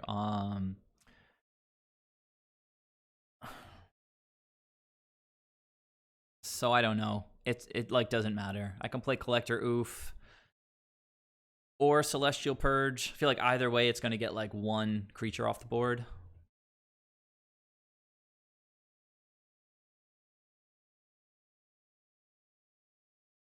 Actually, this thing can blow up my Aether Vial, right? I mean my Vial. Yeah, so I'll run out a Collector Oof. And they can get something, a 3-drop in while this is on the stack, if they play it right. I imagine they will play it right. Man, I kind of wanted to play Magic in the 3rd game, but I think we're just going to get blown out, guys. Opponent really taking their time to think through this. Totally fair. They have 7 more minutes than I do.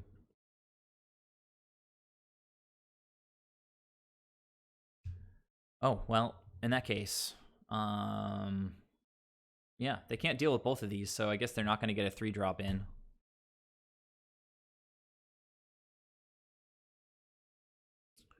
We're getting sort of close to having... I mean, I can chord for like Burrenton at this point. The opponent's on 2 cards after their draw step.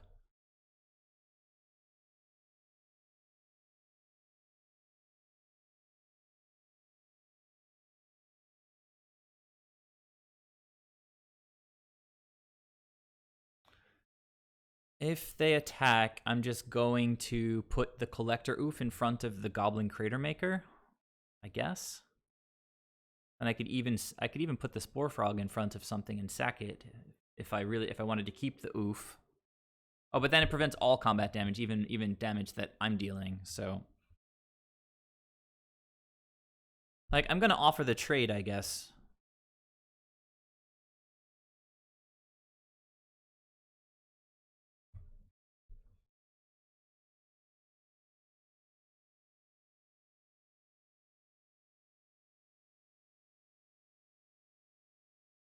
We do have to play rather fast.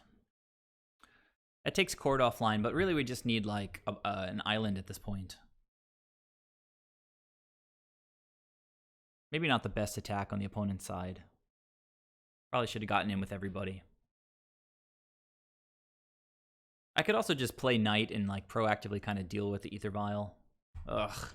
One of their last cards is a tutor. They can go get, like, Goblin Ringleader, and then they have, like, a bazillion cards in hand.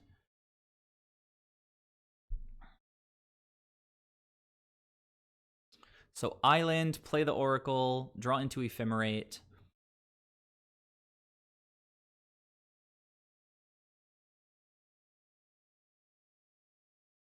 A Trash Master. Yikes. Well, they're really fighting over, like, getting this Ether Vial online. Oh, guys. Jesus. I think I've drawn one land in, like, the first, what? 5 draws. One land in the top 5. Not the luckiest. At this point, I'm just purging the Goblin Trashmaster, I guess.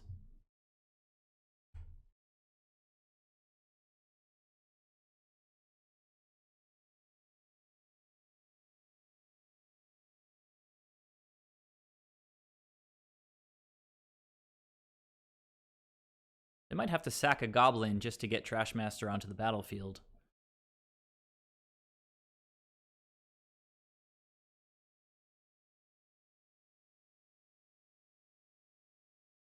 If they blow this up with Field of Ruin, I don't think that's what they're doing. But okay, War Marshal. Yeah, so they just got, like, infinite goblins now.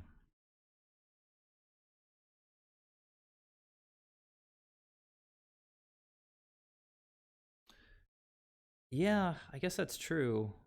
But they can. Maybe I should do that on the end step, I guess.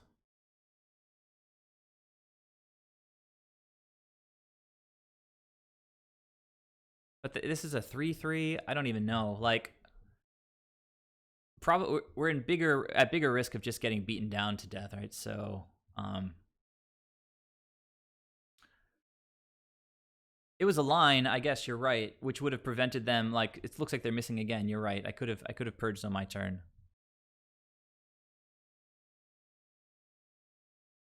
Yeah, no, that's a good call. I like it. But of course they could have just ripped the land, but I don't know what the odds are.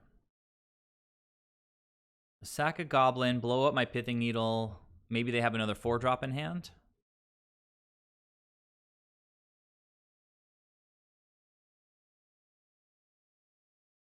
All right, they sacked it. It's a good call. I like it. I feel like I have to take 5 here. I mean, I could also just play Knight if I draw any other land. I guess we get one more draw step.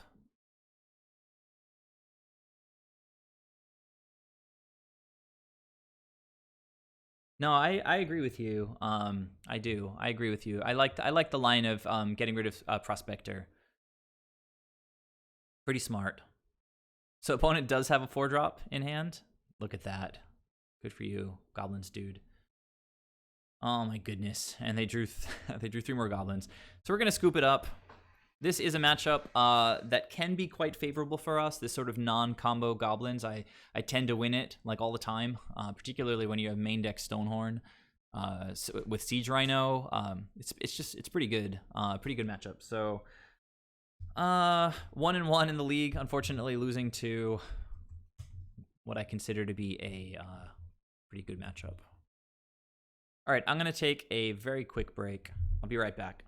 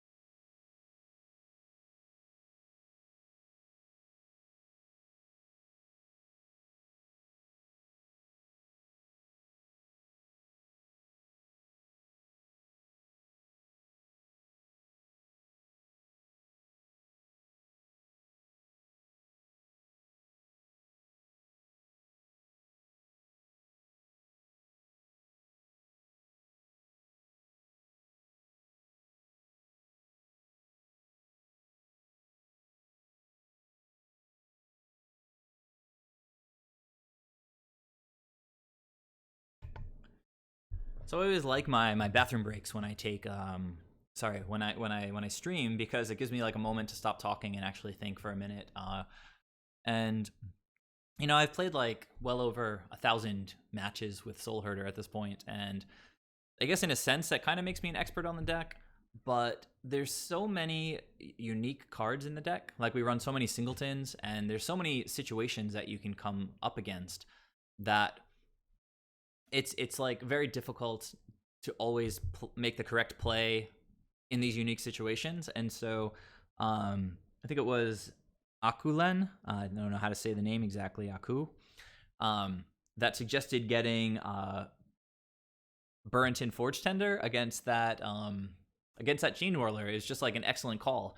I've definitely courted for Burrington in the past, but never against Chain Whirler. And yeah, it was just a great call.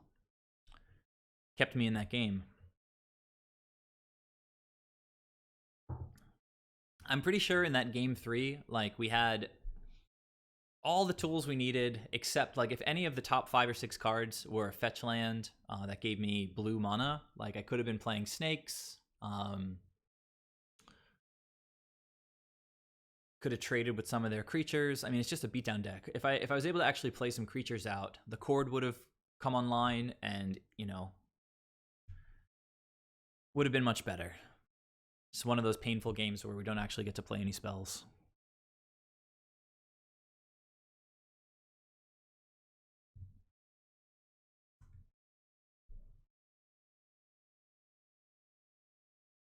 Yeah, I took a screenshot of that nice Spore Frog. Opponent tried to go all in, and then we just countered all that damage. All right, so on to the third match.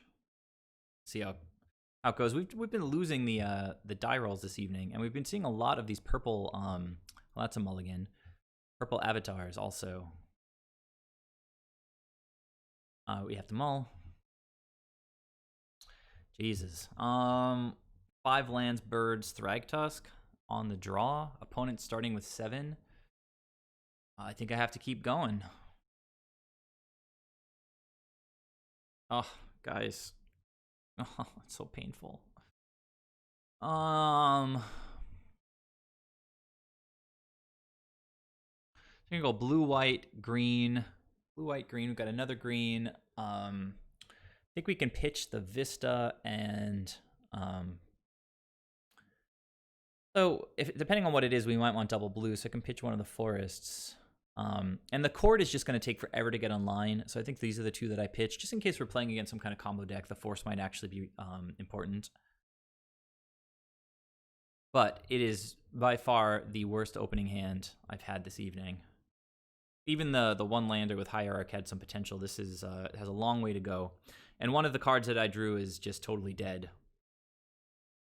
Oh, hey. Oh, I can't even pitch a blue card. That's unfortunate. But Stonehorn could get us there. I won't scoop just yet.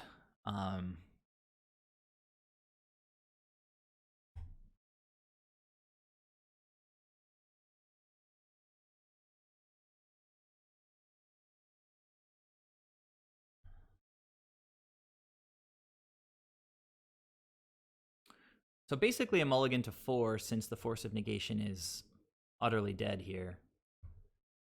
All right, and being able to force that Ether Vial would have been sick, because it looks like they're stuck on 1 land. Maybe not. They're just taking their time. Interesting sequencing. All right, take my Force, please. Just get rid of it. I don't want it in my hand. Dead weight. But now they get to, they did keep 7. They get to play Meddling Mage next turn, naming whichever one they want to name.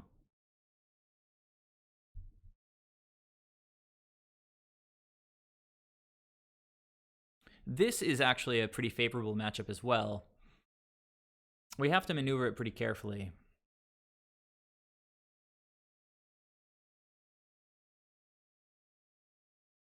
So I don't know, like, best draw here is any snake.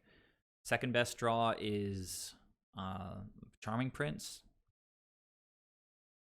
Maybe a path is actually decent, I guess.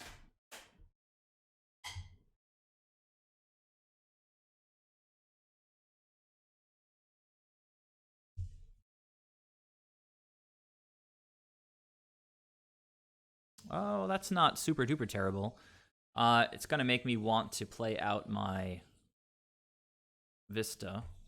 Start filling up the yard a little bit sooner.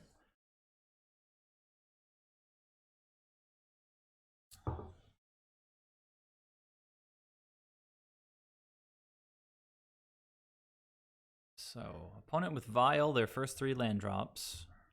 Meddling Mage, I'm sure. Maybe Thalia. There we go.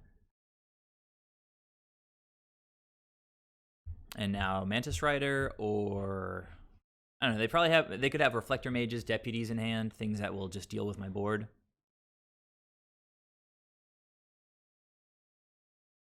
Since they're sort of representing, well, let's see if they play anything second main. Phantasmal Image is a possibility. Copying Kitesail, copying Champion, I guess. All right, they're down to 1 card. All we have to do is deal with this stuff.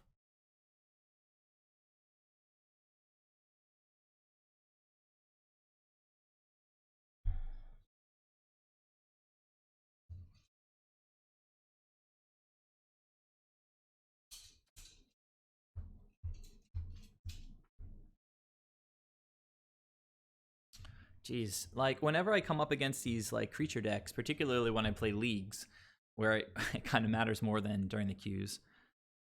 Like against goblins in game 1, I think I drew 2 Force of Negations. I just drew 2 Force of Negations on a mulligan to 5. So we could play out Eternal Witness here and get back a land, which would sort of guarantee our next land drop. I kind of like just playing Uro though and drawing a card. Uro, I mean, so Force is dead, right? Like we're not going to even want to counter another Aether Vial at this point. I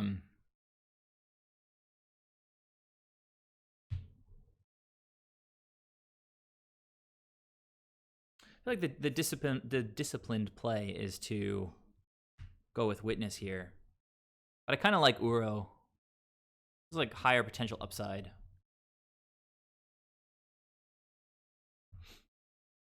Like that. That's pretty good.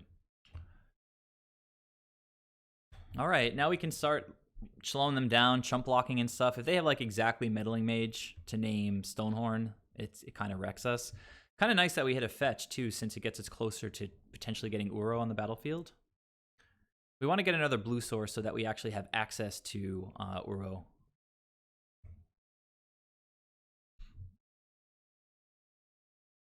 Okay, well, take my Force of Negation. Pretty solid. I feel like I would have gone with another Champion of the Parish there. Last card, Meddling Mage.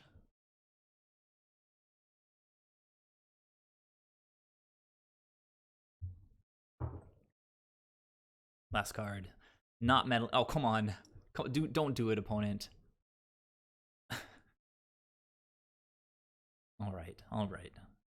Just pushing damage. This is not lethal. It's not super far from it.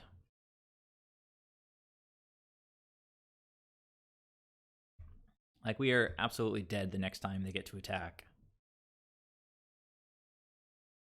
Even though I'd love to get Overgrown Tomb right now in case we draw into Siege Rhino, I do need to get blue because I think that escaping Uro seems more likely.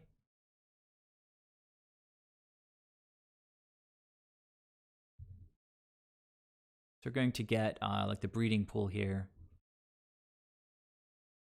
And if I draw into a Siege Rhino, I'll feel like a chump, I guess. Soul Herder, that's a combo. That is a combo, ladies and gentlemen. This is partially why the matchup is sort of favored. But knowing humans, they're going to draw like a Reflector Mage or a Deputy. Couldn't be a land or an Aether Vial.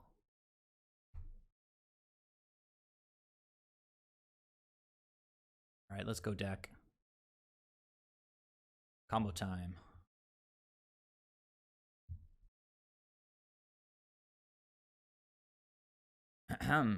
Remember, this is a mulligan to 5 where I drew 2 Force of Negations against humans. Of course, they're sitting on 1 card. Odds are it's not amazing. Of course they. Oh my god! Don't do it. Don't. Did they actually hold this all the way? Oh, it's a Mantis Rider. Thank goodness. Okay. I was like, do not be a Reflector Mage. Do not be a Deputy.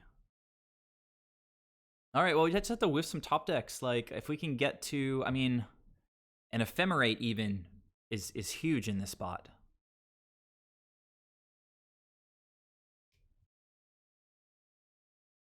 Once we have, oh god, don't do it. Can't even see what it is. Oh, it's the Lord, the silly Lord that does things. He can sacrifice 2 humans and destroy a creature with power 4 or greater. Yikes! That means Soul Herder is going to get wrecked pretty soon. If he keeps blinking this guy. But we do need to draw just an Ephemerate would be good enough, I think. Oh, he ate Uro. Is that what just happened? Yeah, he ate Uro. So Uro's off the table.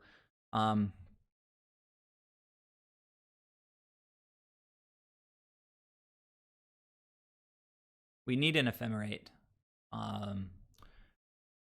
Yorion is goodish. It's going to get us another turn, even if Soul Herder gets killed, if I draw land. Playing plenty of draw, so, like, where are my lands, deck? That can go get a Birds of Paradise, which is decent, which lets me cast Yorion.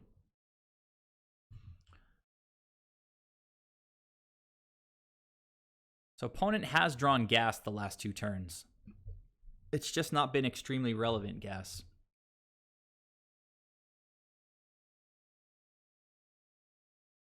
All right, Soul Herder is going to get wrecked pretty soon. Although,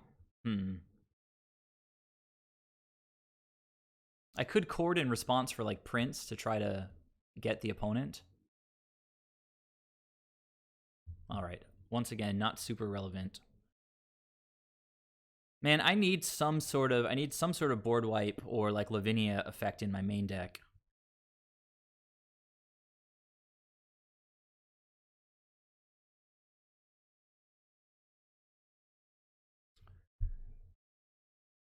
Oh, hell yeah, that's true. I can blink with Yorion, that's sick. Oh, but I don't have triple green. I don't have triple green right now to go get a Birds of Paradise. That's rough. Sigh. All right, so I just need any land off the top. Or I can Chord right now anyway, right? We still get a turn. Oh, well, Prince gets me a blink. But it's going to grow the Soul Herder anyway. Can go, like, Eternal Witness, get back a land so that I have land next turn, and then just play Prince. And Prince can just blink whatever, it doesn't really matter. And I can actually get 2 stacks from Stonehorn. Unfortunately, it's not going to save my Soul Herder, I don't think. Oh, I can blink the Soul Herder to reset it. But then...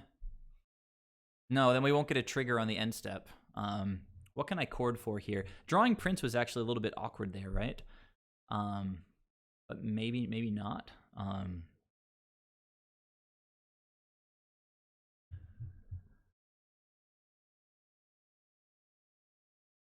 feel like Witness, get back a land seems decent because then I have access to Yorion. And then I can blink. Oh god, I need to blink the Stonehorn. So blink the Stonehorn here. I can't reset the Soul Herder this turn, I don't think. Oh, that is why it's... It's so complicated. This is the only Chordable blink that I have. I can get, like, what if I get another Soul Herder? That seems pretty good too, right? But it still leaves me behind on mana. I think I might be able to do both of these things here.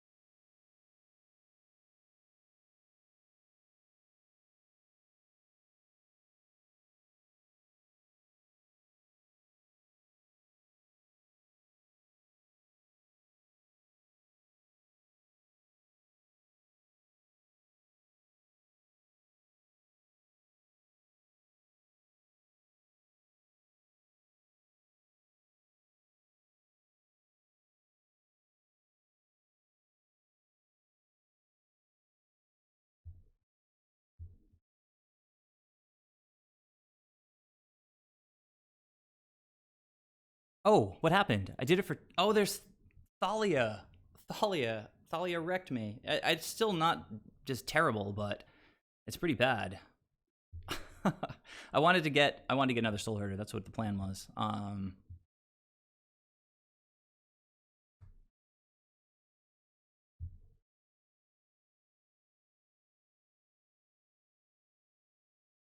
And I drew a land off of my Ice Fang. Opponent is going to get rid of the Chord of Calling, I guess. No, he can't do that, right? And he can kill my Soul Herder right now. This was like the stupidest turn. Or maybe he's gonna give me the blink. He should have just killed the Soul Herder, I think. Oh, he doesn't have 2 mana. All right, so let's blink Eternal Witness, and yeah.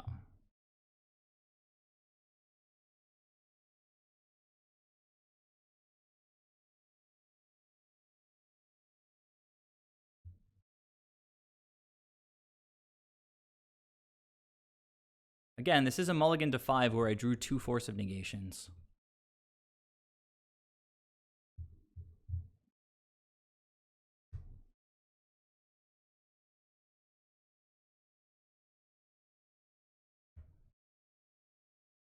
Yeah, that's a line too. I should have seen that line, but now the opponent has mana and they can kill the Soul Herder if they feel like it. But we can just Chord for another Soul Herder, so not doing so super terrible, I guess. Yeah, okay. Soul Herder down. Can also just Urian and then Chord. That's probably what we're going to do.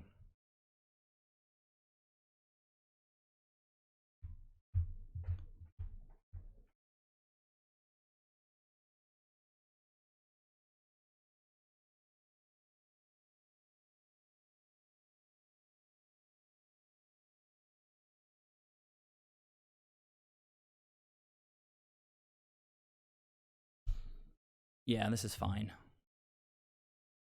Actually, maybe I should have played... Oh, this is silly. This is super silly. I should have played the Chord first, gotten the Soul Herder, use these creatures to cast the Chord. Ugh. Misplaying, but learning, so I don't know. Just like too fast. Did it too fast.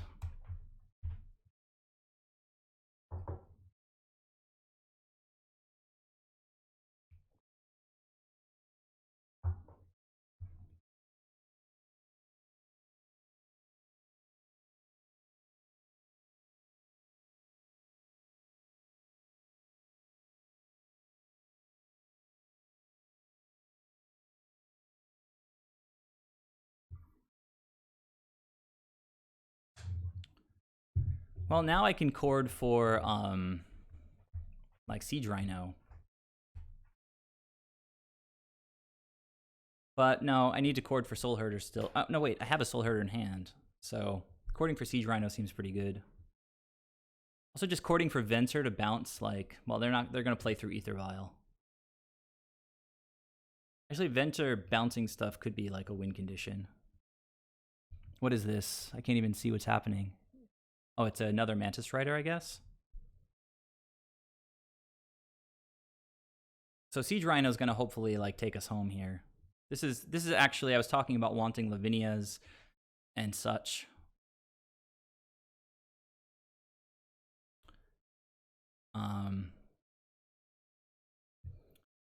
Does that really bother us too much? I can go, I don't even know that I can do anything to protect it. I can go get Venser and bounce it back to our hand. Which seems worth it, right? I don't know. Sort of fine. Actually, I'm going to Chord in response. Oh, but this general gets to keep killing my dudes. So why don't I just Chord for, like, Deputy right now and just take away this, general guy. I probably should have done on the opponent's turn. Oh, Thalia. True. So I was just going to go get Deputy anyway.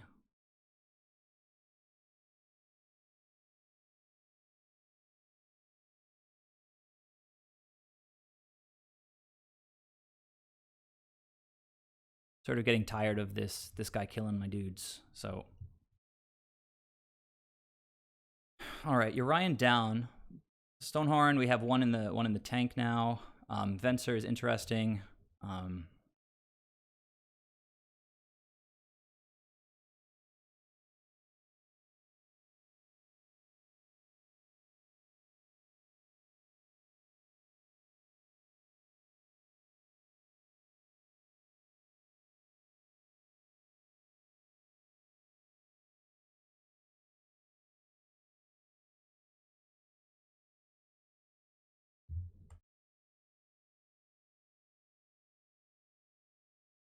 I should attack with both of my Ice Fangs.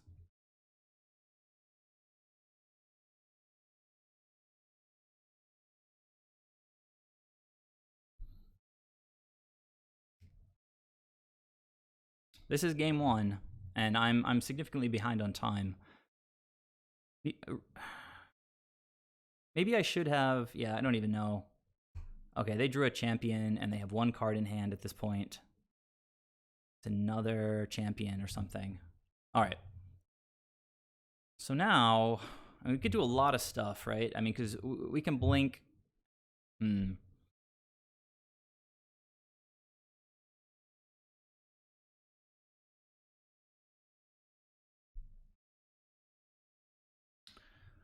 Like, I just need to grow the Soul Herder pretty fast.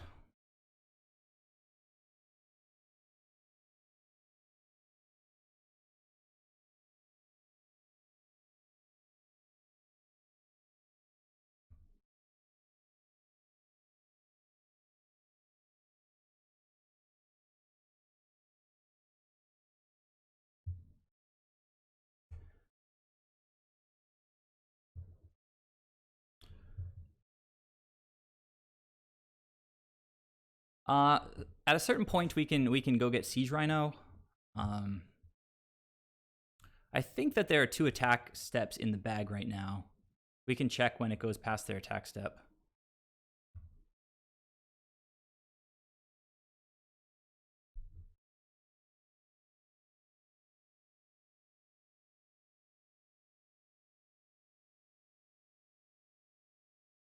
So it does tell you if there are... Yeah, there's 1 more combat step to skip after this one.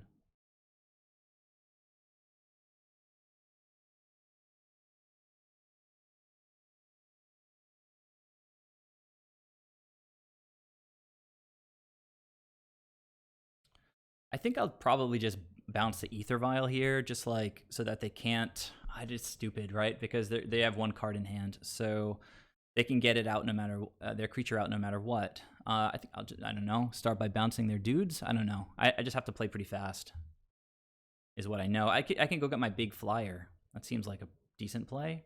At this point, I have good blocks against whatever they can bring, right? I'm just gonna keep attacking with my flyers.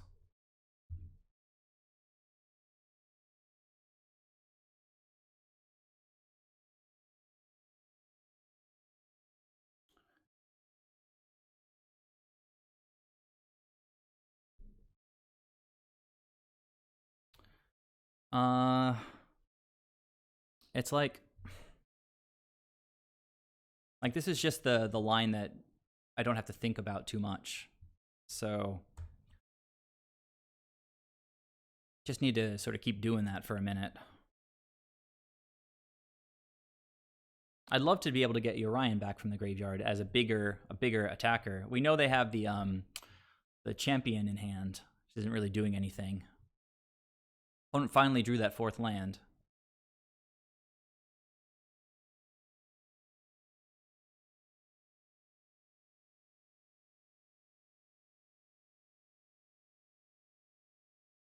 Okay, that's a good one.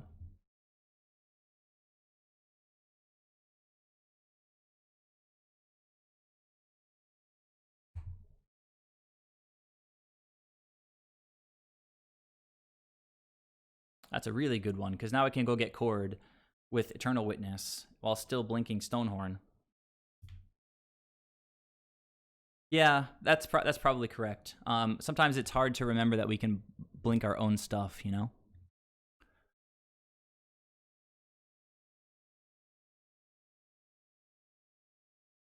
Stack it up.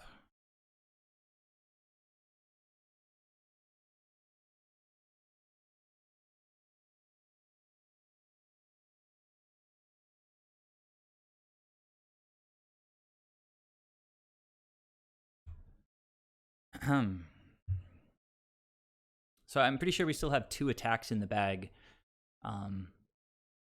Means I could have actually, well, I think we're okay.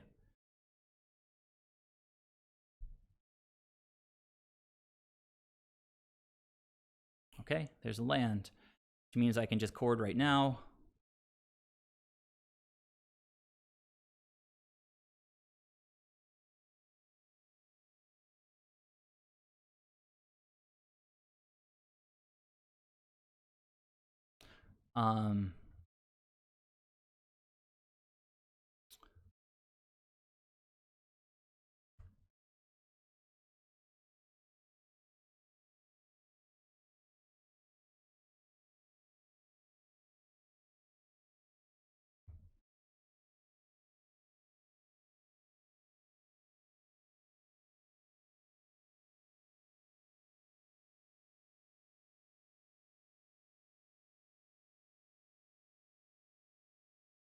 Got my forces back.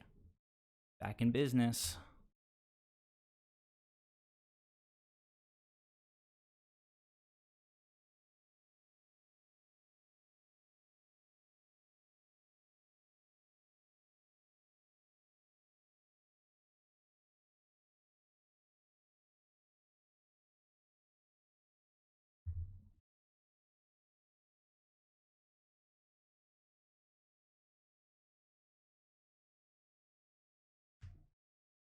So again, this was on a mulligan to 5, where I drew 2 force of negations. Actually, 3 force of negations.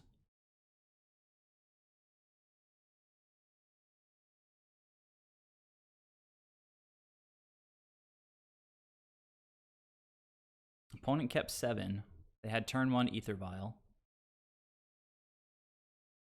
It's a Mantis Rider. Absolutely do nothing.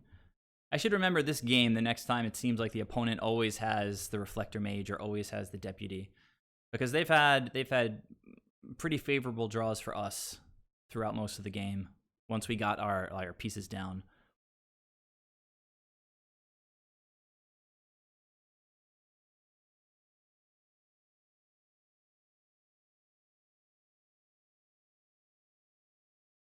Look at this board. This is a proud board.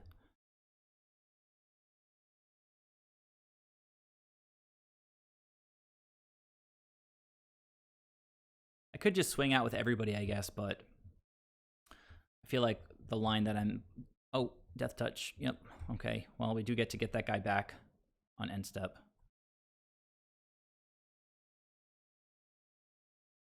Oh, did I? I think I clicked it twice. That was so stupid.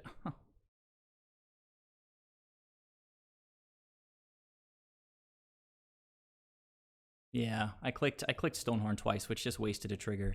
I'm just trying to play fast here, guys. Like, I should just swing out with everybody. They have, like, not even close to enough blocks. Yeah, that'll be the play.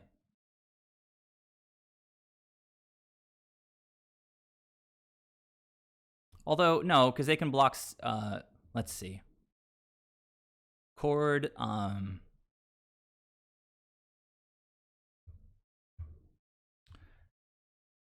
I should probably just blink the Siege Rhino and the Stonehorn at the end step, right? That was the correct line. I missed it last turn.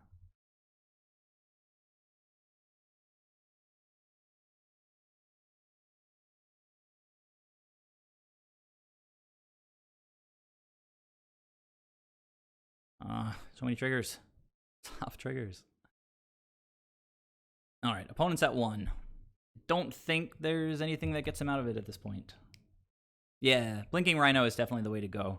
I just, my computational power goes significantly lower when I'm feeling pressure from the clock, which I definitely am. I'm actually really surprised I'm only like 4 minutes behind this guy. Like, he could have just been F6ing this entire game.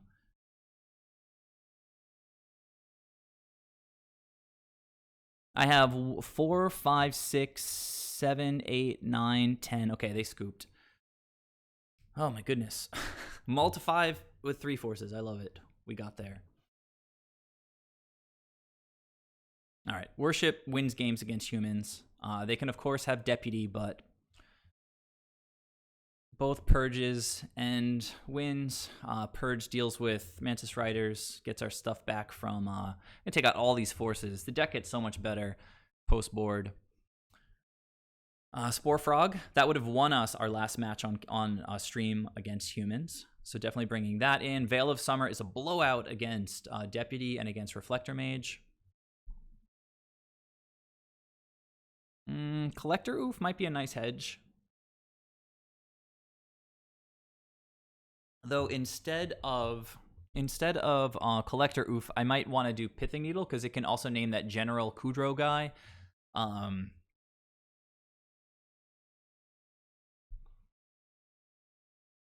What else is like not super effective in the matchup? I feel like not much. Like everything else is pretty solid. So I just need to trim 4 cards at this point. I don't think I need both Pithing Needles. Let them have their Ether Vial. I can always draw Knight of Autumn or just Chord for it if I want to. But I do like having a singleton to name that general. It's kind of obnoxious. Could also, again, name Ether Vial. Yeah, that was a game. That was such a cool game. Trim 1 Coiling Oracle.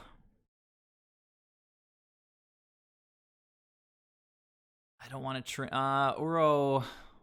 Oro's good, unless they get the general, which I'm pretty sure is a singleton. Trim 1 Dork? I feel like I want to power stuff out. Trim 2 Coiling Oracles. And maybe trim a Soul Herder and try to chord for it if we need it.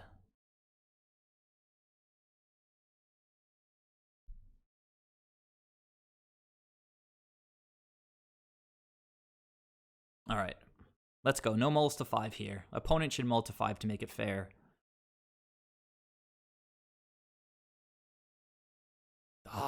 Deck.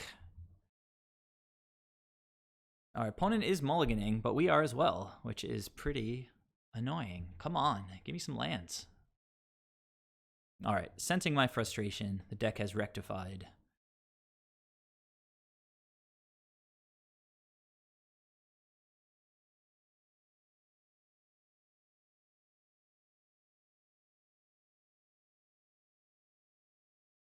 I mean, I imagine we just bottom a land here.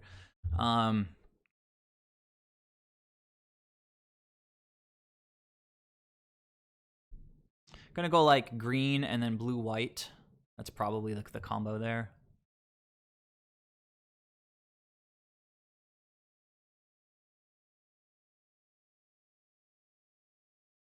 Could also keep the land and just pitch the birds to be safer. But birds contributes to chord. I don't know, so does the land. I think this is fine. This is a little protection against flooding. We also have Oracle to hopefully draw us into lands. And I have to play fast. I don't know that there's any chance that I can win 2 games. But that has opened up the opportunity to just path straight away. Oh, no, wait. I need to play my birdie words. So let's get them down. All right. Birds of Paradise. Go. Go, go, go. I like no Ether Vial on a mulligan to 6. Next turn, I think I go Coiling Oracle, hold up path. They're taking the path away. Don't... Which means now we're probably just going to jam Soul Herder, and then they probably have a Reflector Mage. So maybe we should just go... this is my only path in the deck. We have 2 Celestial Purges. 1 Winds of Abandon.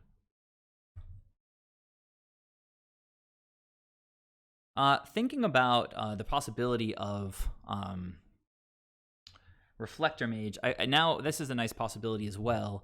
I think I'm probably just going to run out Witness and get a land back.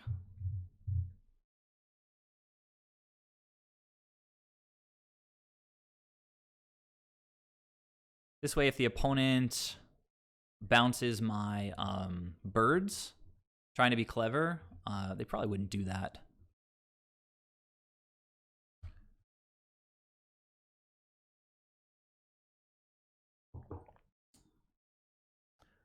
That last game was the kind of game that would be better in paper because, you know, like a 3 or 4 minute time difference. Like, we would both be going with the same clock in game 2. Are they Phantasmal Imaging? No, they're Meddling Maging, naming Soul Herder. It could be okay. It could be okay.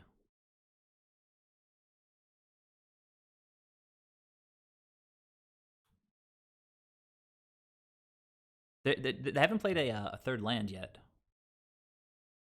Could bode well for us. I haven't used a minute on my clock yet. So if it gets really dire, I can, of course, just scoop and play a game 3. Opponent thinking really hard.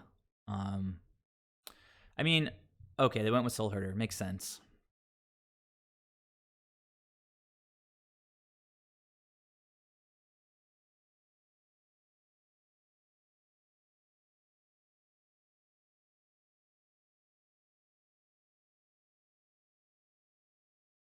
All right.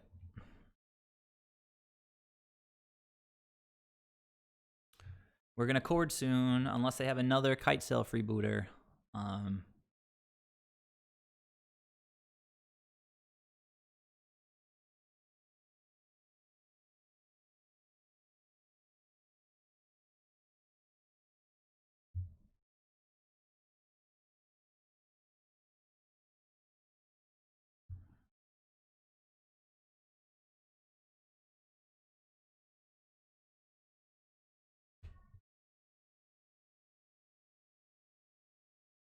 I have chord for Orion at this point, but we do need to stop them from attacking. Ether Vial is a good one. Thalia's Lieutenant, I guess? Yeah. It's a lot of power.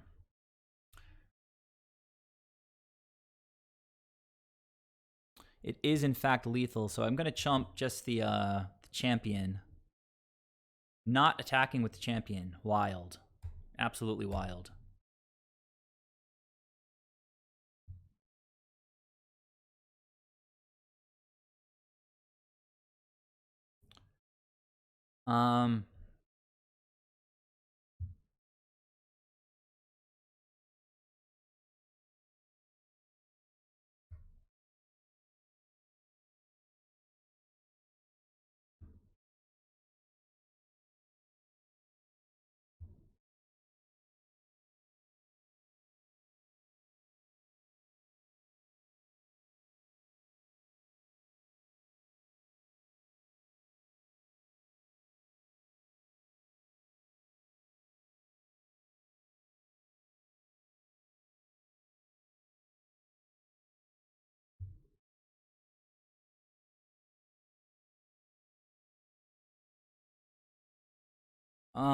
I mean, I don't know if that was the best play. Ephemerate is probably our best draw at this point.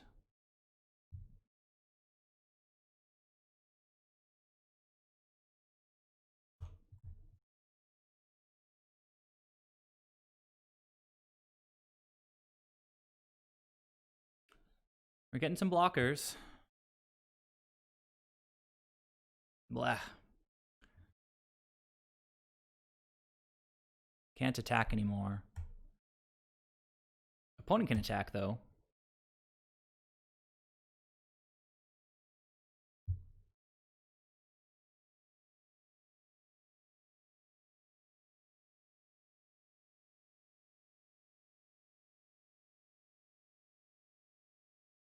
If I draw an Ephemerate, I can, what? I can go get Chord of Calling and get a Soul Herder on the board?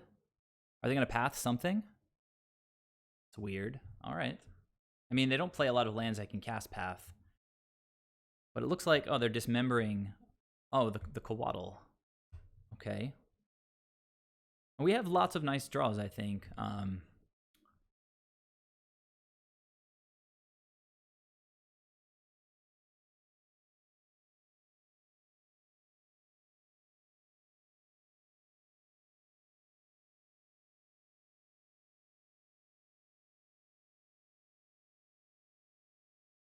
Okay.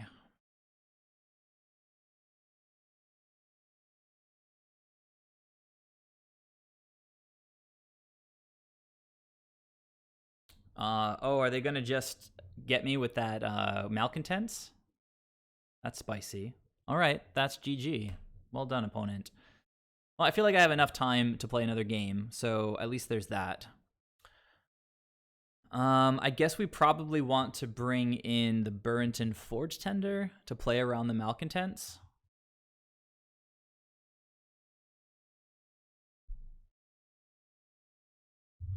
Take out, God, I don't know. Veil of Summer's pretty good. I still like it. I'm gonna trim one dork, and I'm gonna use the bathroom. I'll be back in a sec.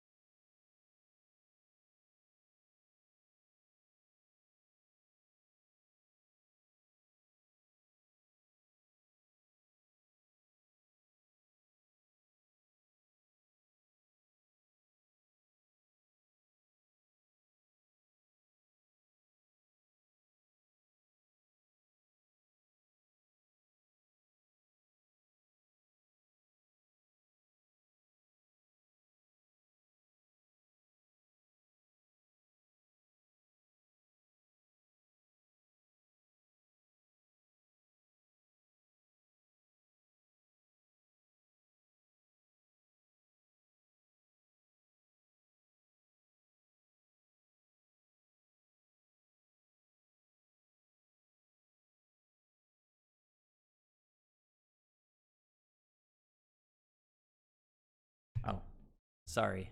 Hey. Yeah, the Cord, Soul Herder, Blink Witness, Get Cord. That might have been a good line. I didn't think it through entirely. Yeah, we're just gonna run it back like this. See how it works. Hope for opening hands that we don't have to mulligan. We have mulliganed in both games so far. Opponent and I both went to 6 in game 2.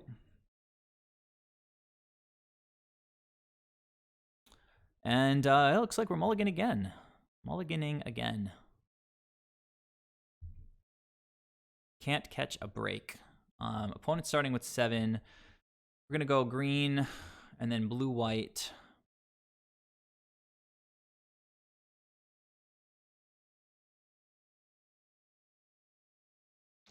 I could, you know what? I think I'm going to bottom the Windswept Heath, keep this basic plains. It's going to help me with Death Touch, and we got white mana through the Noble Hierarch. Yeah, let's do it. I could have a Dismember for my Hierarch, which would be rough-ish. All right, 5 minutes. Let's do it. Ephemerate would be nice. Come on, Ether Vial. Play an Ether Vial. Do it.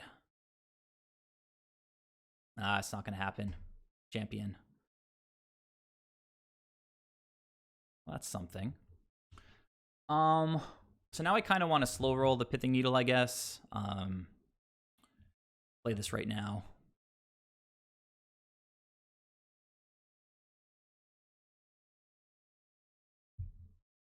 Take that, Champion of the Parish. Getting owned by the Hierarch.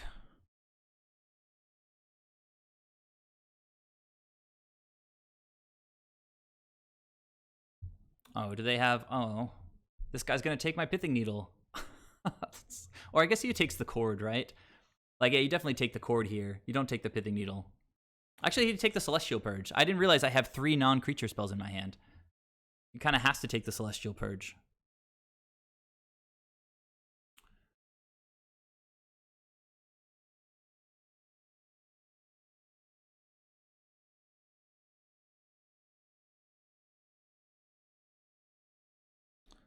So what can Pithing Needle name? It can name General Kudro, or whatever his name is.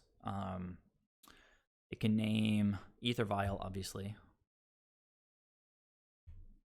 I don't think I want to Cord for 2. Ephemerate is a nice one. Really nice one. Really, really nice one. So yeah, I'm not going to Cord yet. I will play the Pithing Needle, naming General whatever his face is. I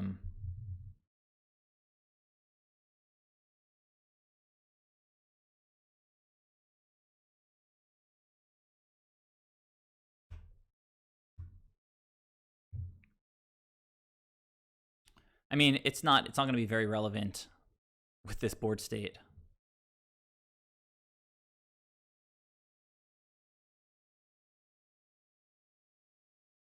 All right, Thalia's Lieutenant means they probably don't have another human that they could also play this turn. Instead, I can block 4 and Ephemerate. Grafdigger's Cage. Well, that's unfortunate. All right, Ephemerate. Do me proud.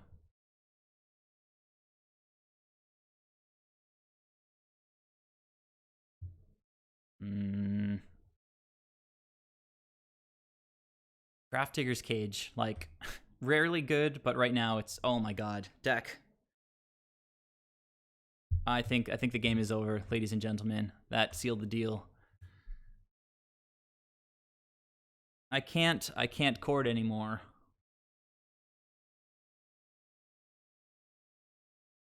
But I can get Death Touch unless they have like Path or Dismember or something, or Reflector Mage. I don't think there's any way I can win this game in time, honestly. Hey, did we name Draneth General whatever his face is? But super useless.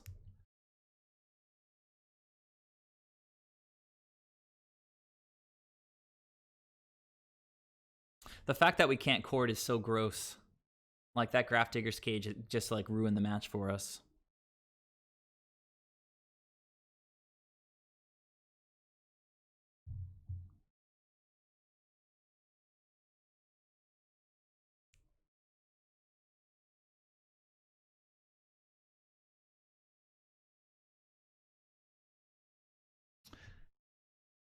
More lands.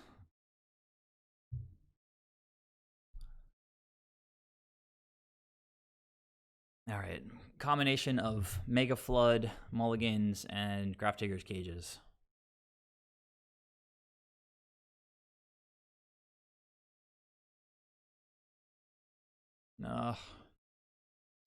Very little that does it except running. We need Stonehorn on top and then Soul Herder after it. And we do have to even chump with Noble Hierarch here. Unless he has a Path for the Noble Hierarch or something. Okay, they don't have mana for Path.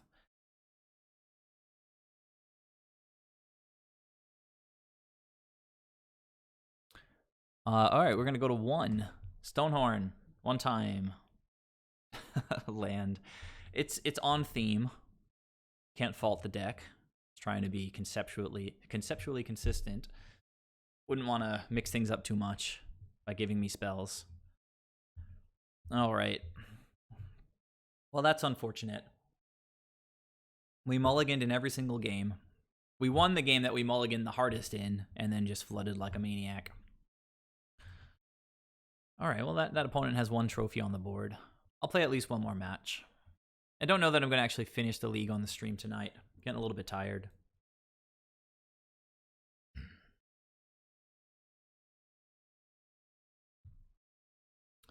The thing is, like, the Magic was super interesting. Still pretty fun. That's the nice thing about playing Soul Herder, is it's, even if you lose, it's still really interesting.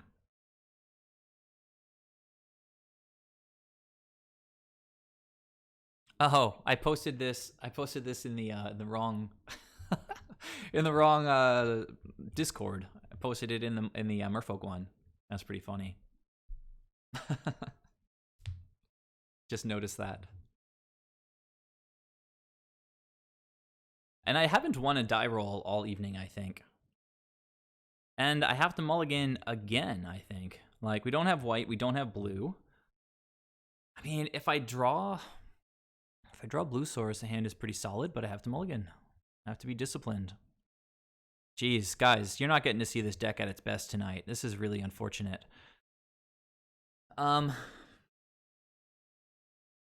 Yeah. Uh, I think I have to keep this. It's got you know, Ice Fang. It's got ramp. It's bad. It's very close to mulliganing to 5.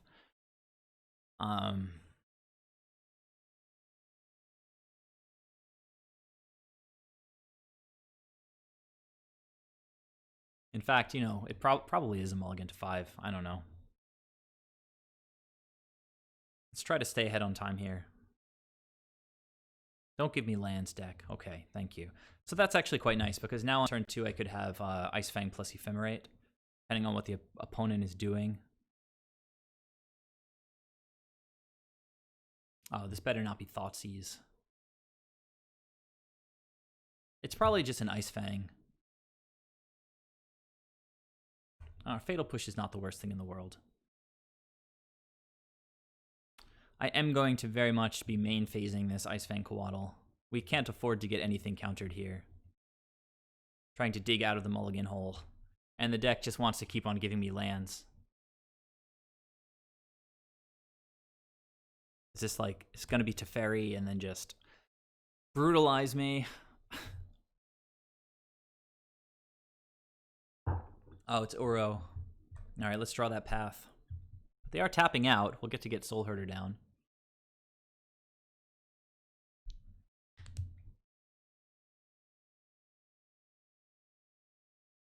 They do have another land to play.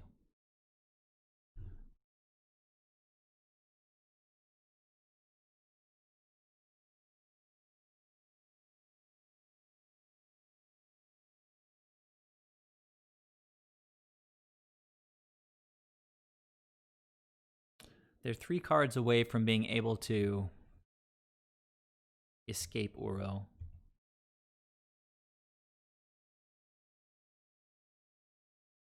Oh, is this another push? That would be fun. Or a bolt. Okay, well, it is a push. They'll need to trigger Revolt next turn again. I have no doubts that they'll be able to do it. A Witness is something. Oh, there's Revolt. Right on time.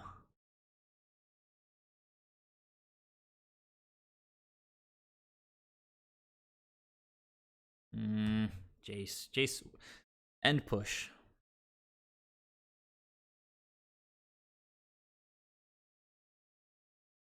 Forget to push opponent. Please forget. Meh. Well, Force is a good card, but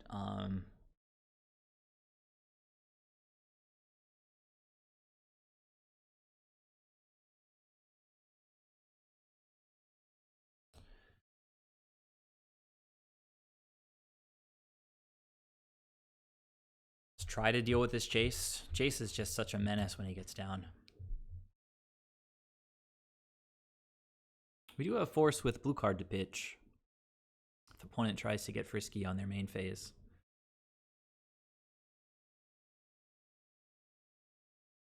Interesting. We are ahead on time by a minute or so. The opponent does seem to be playing pretty rapidly.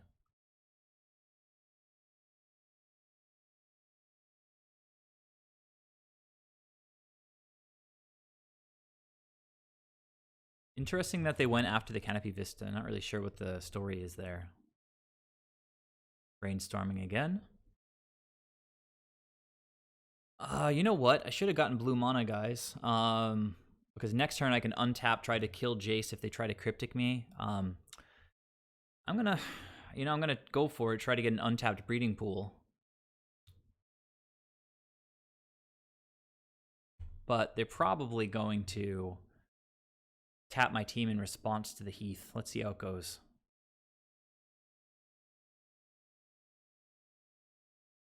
Yes. Yes. Please, Cryptic me. Bring it, opponent. Well, they're not doing it. I guess they must have like a Snapcaster or something like that. We do want to attack Jace, though. That is the plan. Snapcaster for what? Push. Okay.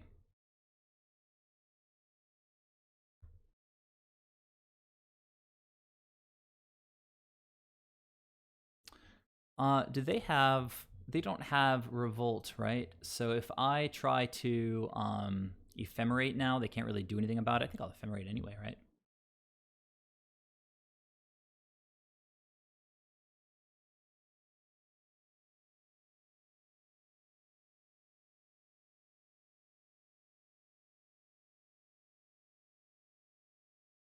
You guys still with me?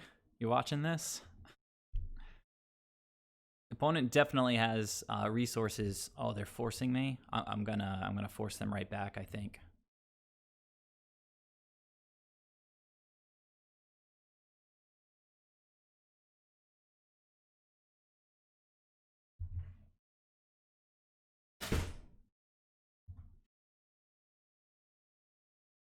Well, that was somewhat epic. So opponent's gonna untap and play Uro. At this point, the best card to get back is probably just the Force, even though it's gonna sit in our hand for a while. I did play my land already for the turn.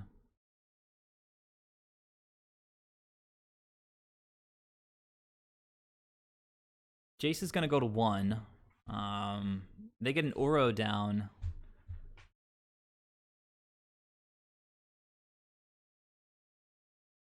All right. Still slightly ahead on time. Your own CCG, collectible card game. That's pretty awesome. Opponent untaps, draws a card. They get the most bonkers card in Magic to just have sitting in their graveyard. I really, really need to draw a path, or we're just going to get buried underneath this Uro. But what is Jace going to do? Curious. We've managed to get this control opponent down to... they're going for push here. And they do have Revolt triggered. We do have Force up, though.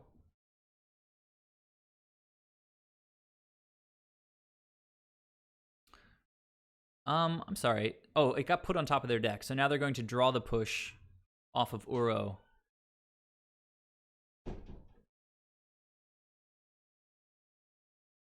And I'm going to pitch this Oracle to the Force if they actually try to go for it right now.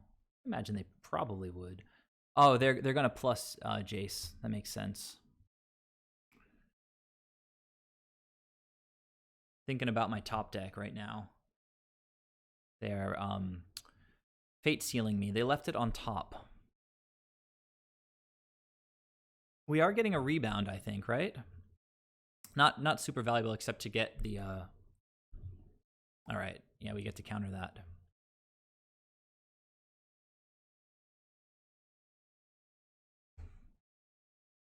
Well, Ephemerate will let us ghost block a bit, which is kind of nice.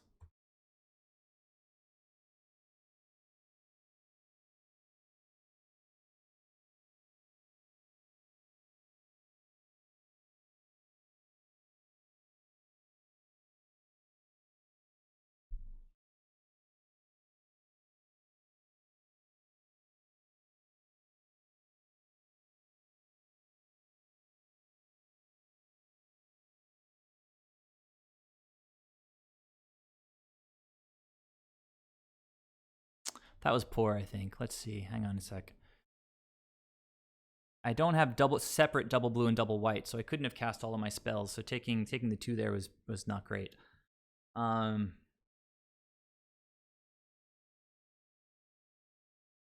think the Ephemerate is probably the most important.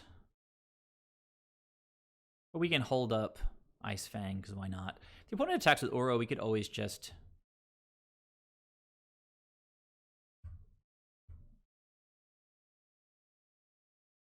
flash in Ice Fang Coatl and block him. Kill him.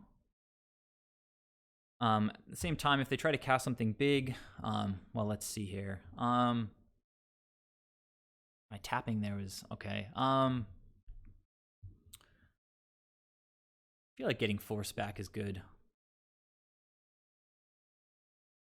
I've been playing fairly slow, and the opponent is just still slightly behind on time.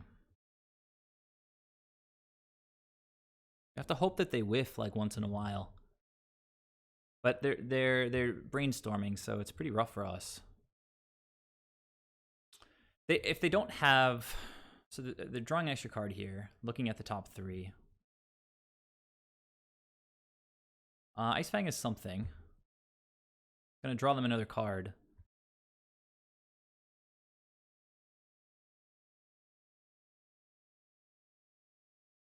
I think I'm gonna go for Ephemerate and Force if necessary. Got 3 cards in hand now.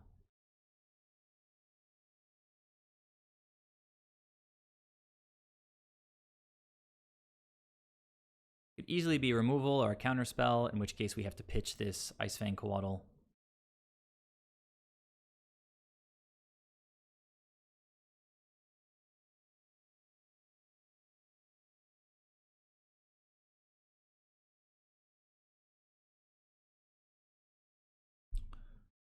Opponent's just going to beat me down, I think. One thing that saves us, I guess, off the top is like Deputy or I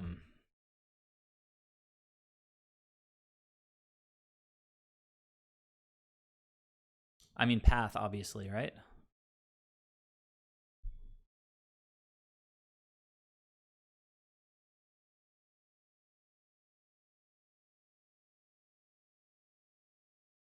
Oh, you know what? I should have blocked with the Soul Herder. That's a bummer. Taking 2 damage I didn't need to take. I could have killed the Snapcaster.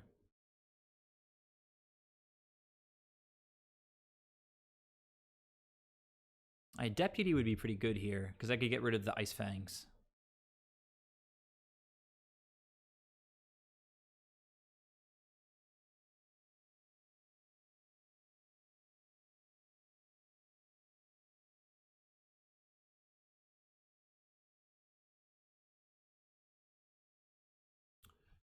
It's not really what I wanted to draw there. I think I might just start with Ice Fang. I'll start with getting a basic island out of the deck.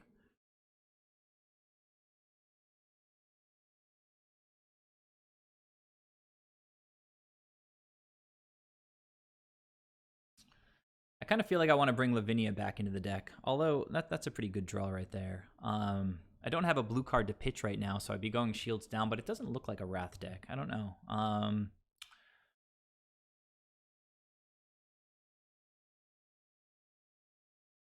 It could have like a Monoleak, something like that.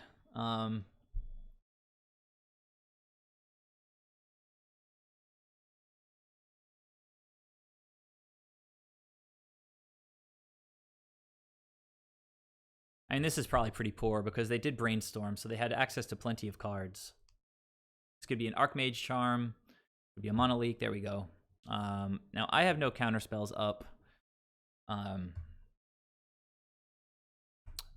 wait. I think I do want to get in with one of these guys, I think. If they want to trade, that's sort of okay. Yeah, that's fine. I guess I get back the Coatl so that I can... Oh, God. Oh, that's it, I think. Jace is so hard to beat.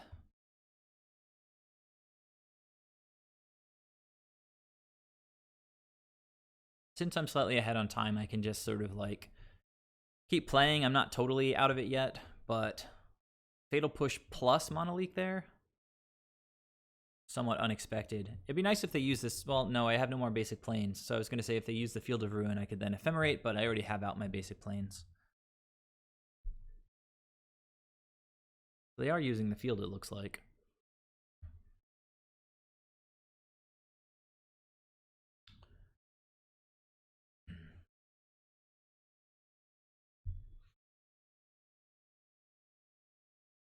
They're at the point where they can just recast Uro.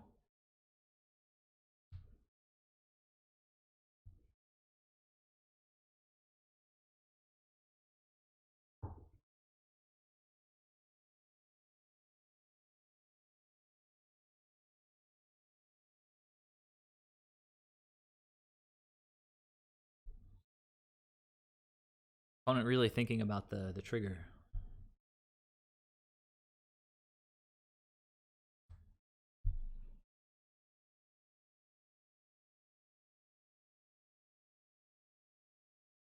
Pretty conservative, not getting in there with the Ice Fang, since they knew I had to chump block. I guess I could have hasty creatures. I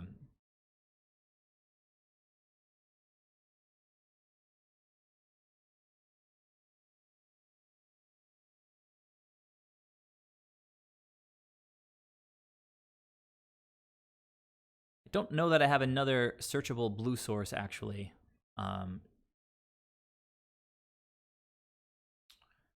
Oh, but I don't need it. I can get anything for force here.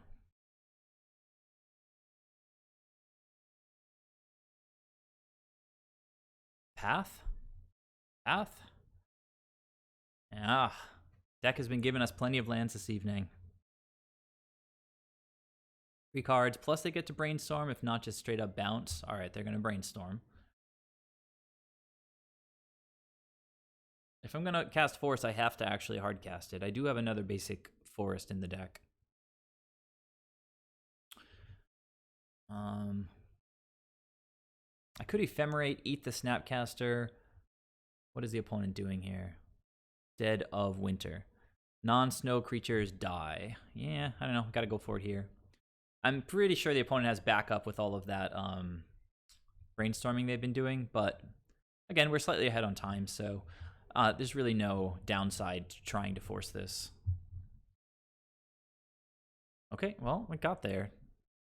They could just have Cryptic tap my team, in which case they're kind of slow rolling it, but whatever.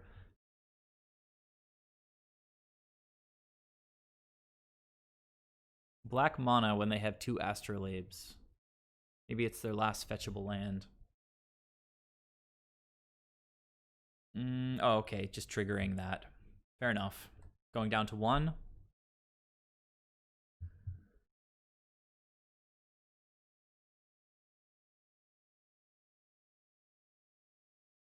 They drew something. They drew another push with Uro. All right, that's pretty nice. Well, they're definitely playing pretty expeditiously. We are somehow 2 minutes ahead on the clock, though. These matchups, I think, tend to be very difficult. For reasons, that you can see here. They have recurable kind of removal with Mystic Sanctuary. They have counter spells to take care of our most important spells. Our best hope is like playing on their turn, so getting like Ice Fangs and Chords on their turn.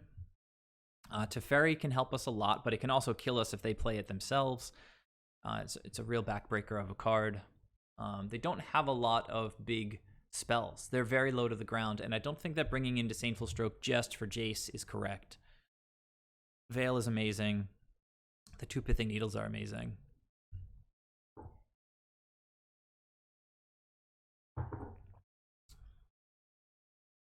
I mean, Singleton Winds of Abandon, I think, is going to be pretty good.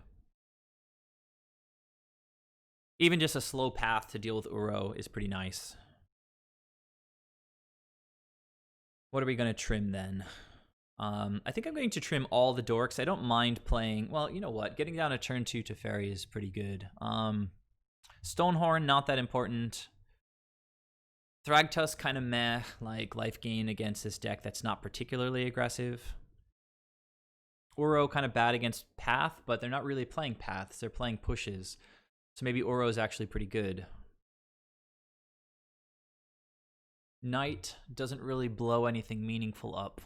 I take Knight out. Doesn't pitch to Force either. Charming Prince potentially saves the creature against a Wrath. I can trim one of my dorks. We do want to go kind of aggro. That's the plan. So even though Rhino... Yeah, I'm going to trim my 2 birds, I think. And then we just need to trim one more card.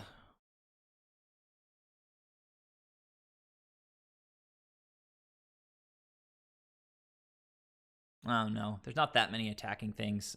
Going over the top with Coatl is pretty good. Playing on their turn is pretty good. Yeah, trim 1 Oracle, and we'll see how it goes. Blue count slightly reduced, I think, but not much we can do about it. Actually, if I could get a knight down as a 4-3, that might be a play. All right. This is keepable. Absolutely. And we have the black mana in hand to go ahead and get that Siege Rhino on the table.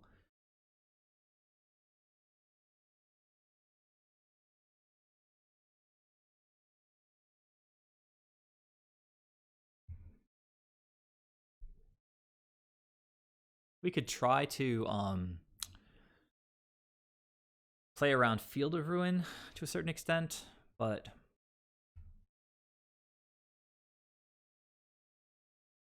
Uro is a nice one, actually. But I'm going to stay on the front foot here. I think I want to just get Soul Herder down.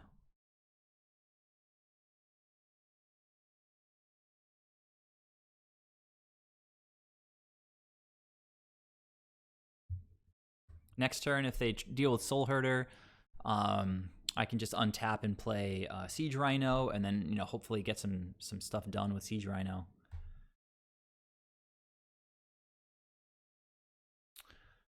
All right. It's a abrupt decay. Fair enough. Fair enough. Filling up the yard for Uro.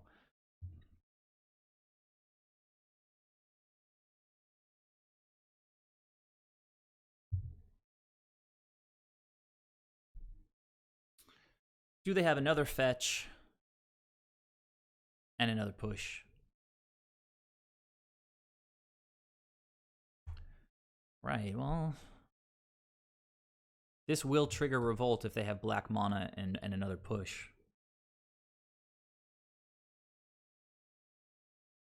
They do not.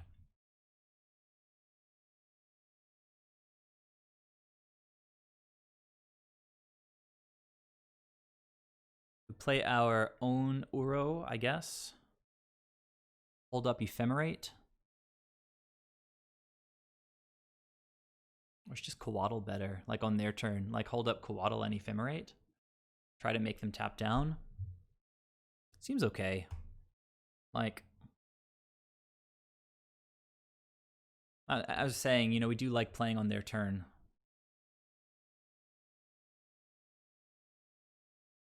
So now if they try to sort of proactively deal with this Siege Rhino.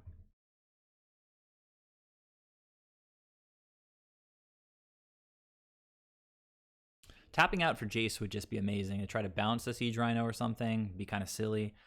But I could just Ephemerate then. I am going to try to flash in an Ice Fang. Let's see if the opponent has Mana Leak or something to that effect. Doesn't increase the clock because I've already got Exalted.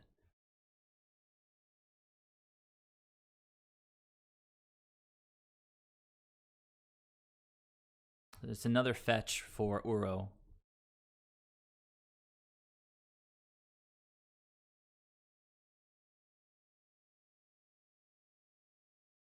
Yeah, I think it's Uro time.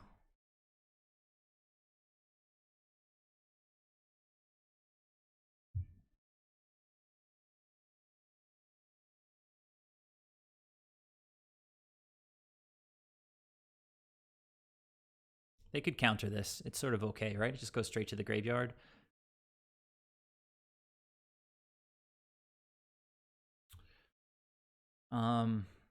Yeah, we can't really chord for anything meaningful, so just play a Shockland and pass to the opponent.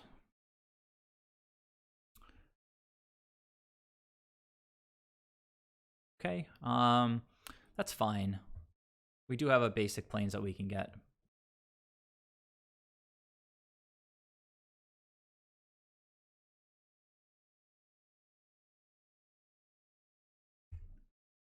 Still fine.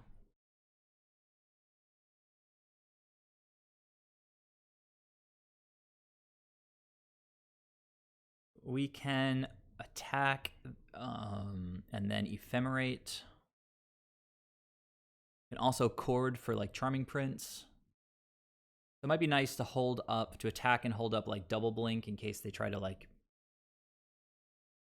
what's happening here?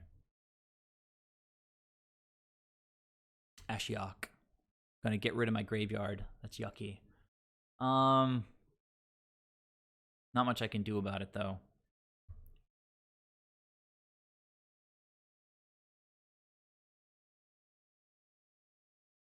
So Ashiok defends against, one of my angles of attack, but not against the one that really matters. Oh, double ephemerate. Come to Papa.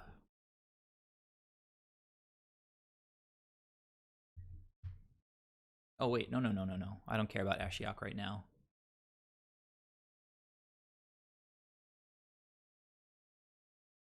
We're just going to go for double ephemerate here. I mean, there's no way that they can have interaction that beats double ephemerate with like a million mana on the board. Oh, it does stop Chord. Good call. Yep. It prevents us from searching our libraries, right? All right. I mean, it kind of shows what Tijrona can do in the matchup, but we had really beautiful curve out that game.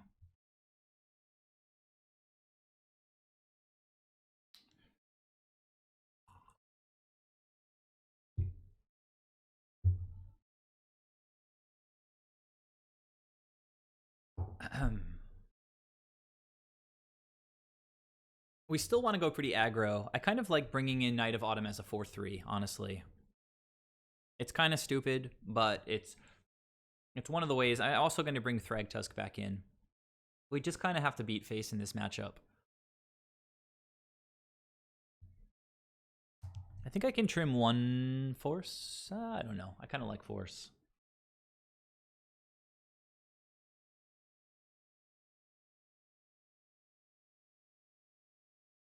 They have Ashiok, so they're going after our graveyard. So maybe we trim Uro and go down like one witness, sort of hedge against graveyard hate. No, that's not graveyard hate. What am I talking about? Ashiok is not graveyard hate. It's hate against... Oh, well, it does. It nukes our graveyard, right? So it is graveyard hate. It's getting late, guys. I am going to trim one witness, I think. Yeah, that's true. Got to be really careful with your fetch lands. I kind of like the oracles, but what else would I trim? I don't know. Let's run it back like this. So this is the 4th round. We're currently, unfortunately, 1 and 2. We've been mulliganing all night with a lot of flood. So the opponent's beginning with 7 cards. This is a decent hand. We are 2 minutes ahead on the clock, but it's so slow. We've got lands and spells. We've got removal for Uro, but it's not instant speed, which is problematic. I could mulligan this hand and just get a hand with no lands. I'm on the draw. I can draw into snakes and things like that. I think we have to keep this hand. And I will go ahead and crack these fetches expeditiously so that Ashiok doesn't get us. Let's go snakes. Let's go Teferi. Charming Prince. We could play that.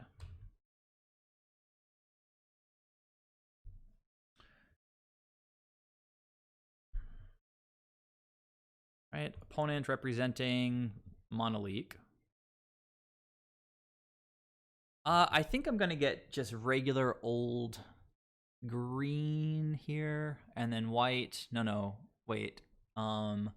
White and then blue. And then green, finally. Opponent played out a Field of Ruin. I mean, their mana is getting fixed by Astrolabe, but I don't want to, like, voluntarily, like, turn on their Field of Ruin.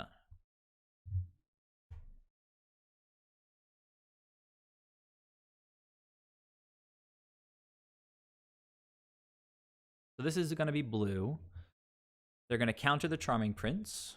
Untap, play Uro. Ah, just a snake. Okay. Works for me.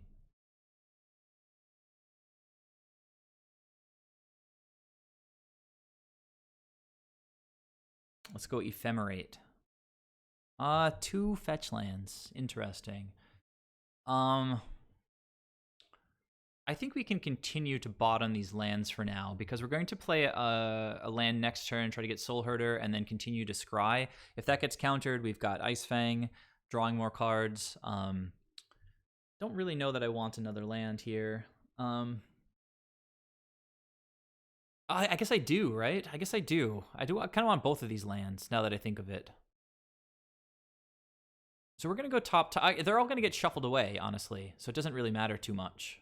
So I guess I want one of them, right? So we'll go top, and then one of them is going to get shuffled away. Make the opponent scared when we do our top. Miss your land drop. Come on. Miss your land drop. Our edge in the time is dropping. Is Uro right on time? Oh my god. All right, so that was actually good playing Charming Prince.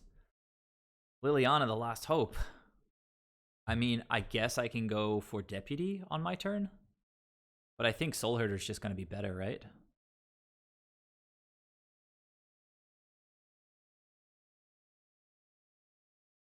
I could get Canopy Vista, but again, I don't really want to turn on the opponent's Field of Ruin. Not sure how relevant that is.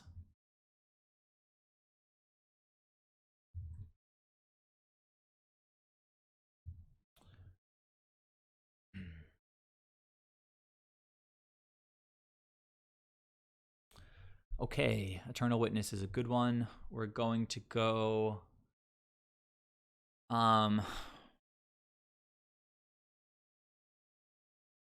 bottom, top.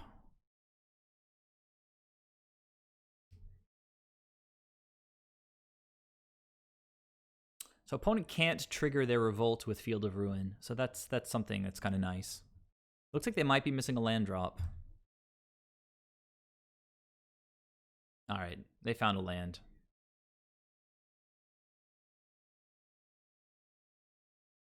And they've got something to do with it. Uro, maybe? Uro.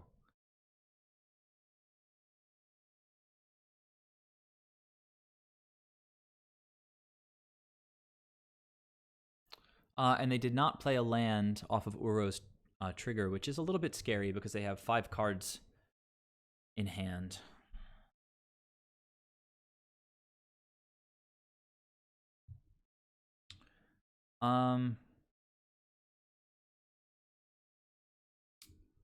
Kind of like getting the Eternal Witness on the board.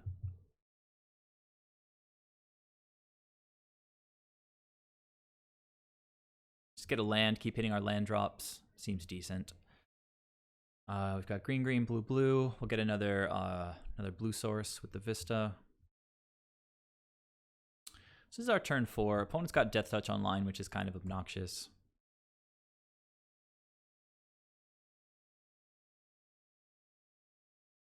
And this will sort of set us up with our lands, you know. I won't have to get lands from the graveyard past this, I don't think. Oh, yeah, Lily's gonna kill the Eternal Witness, I guess. Yeah, that happened. That's a thing. But we always have this Winds of Abandon that we could potentially fall back on to just get a nice attack in. Okay, so they do have a land to play. Uro is not online yet.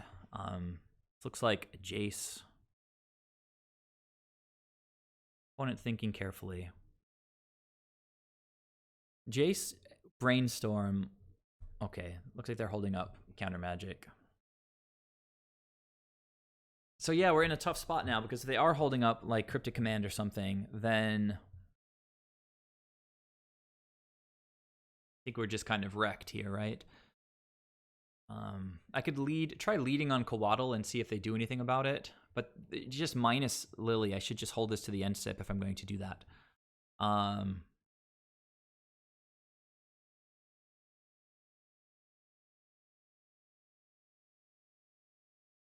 tapping out for Thragtusk doesn't seem really that great. Yeah, I don't think that's really the best line.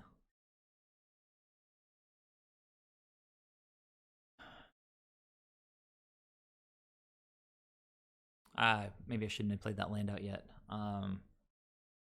Yeah, but they're holding up Cryptic Command, right? So just tapping out for Thragtusk doesn't seem that amazing.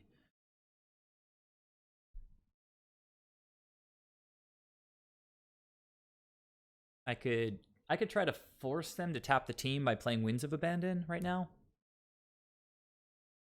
They could also have a like a Snapcaster.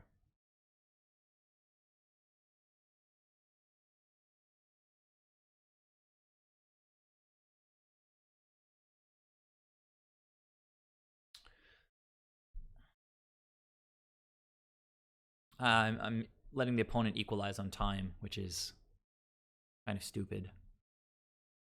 Okay, they let it go. So now we're going to attack Lily, and I imagine they have some kind of response.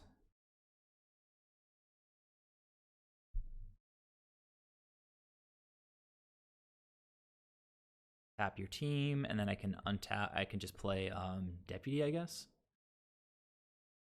Dealing with Lily. All right, well, you know, called it.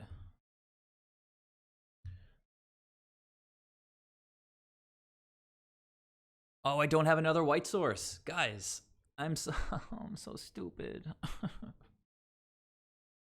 All right, I'm bad at Magic.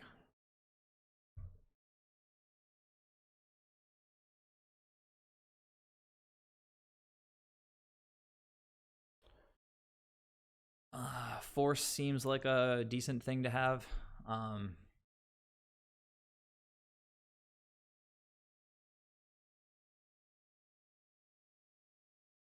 But I have this fetch land chilling here, so I should remember not to crack it.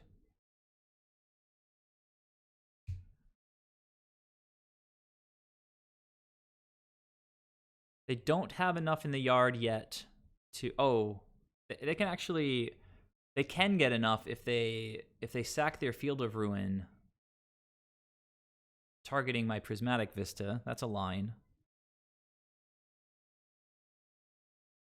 If they really want to get Uro on the board right now. All right, Jace.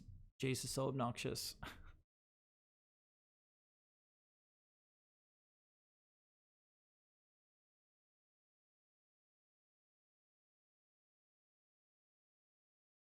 All right, so opponent is going to have resources to play Uro next turn if they want to.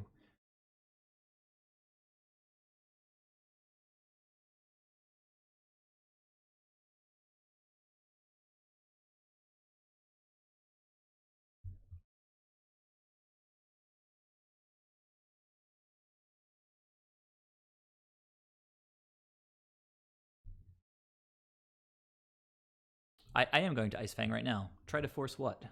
I'm not exactly sure. Oh. No, I guess not. That was something it just went right over my head. So good on you for remembering what I had done before. I should have probably tried to force the Jace. Just completely went asleep. Fell asleep for a minute. Yep, the Jace. No, you got it. It's my bad. It's a heads up play and didn't make it. I do have a force here now though. Hopefully deal with some of these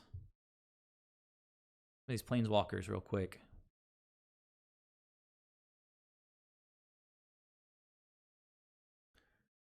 I'm gonna go Jace, and then I'm gonna go Lily, and then I'm gonna pray they don't have too much here.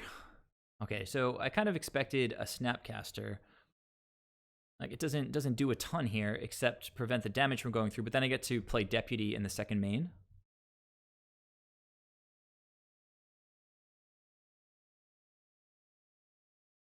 Oh, hold on. No, don't go to blocks. Don't go to blocks. I guess it's fine. Yeah, this is fine. I wasn't gonna cord for anything.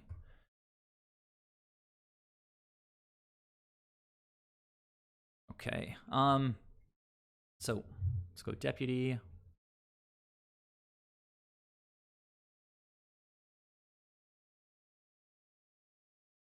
I kind of want to deal with Jace more than Lily, honestly, but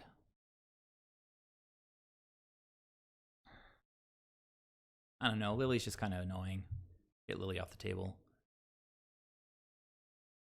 All right, and we have Chord up for 2. Also, Force of Negation with like a Hallowed Fountain. Oh, hey, we get to blink something. That's nice.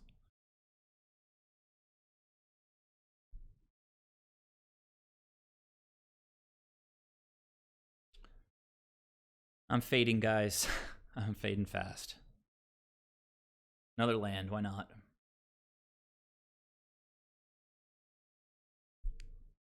Opponent can cast the Uro. Yeah, to grow the Soul Herder faster, that would have been decent. Also plays around that sweeper, but Ice Fang doesn't get killed by the sweeper anyway. Also, I've got a counter spell. Try to protect.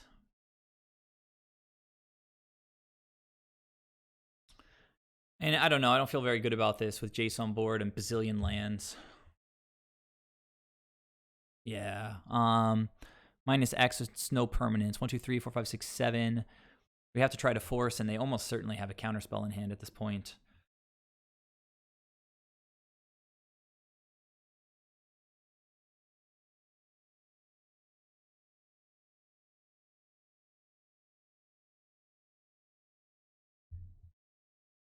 All right, so now this is going to be Monoleak or Cryptic Command or Archmage's Charm.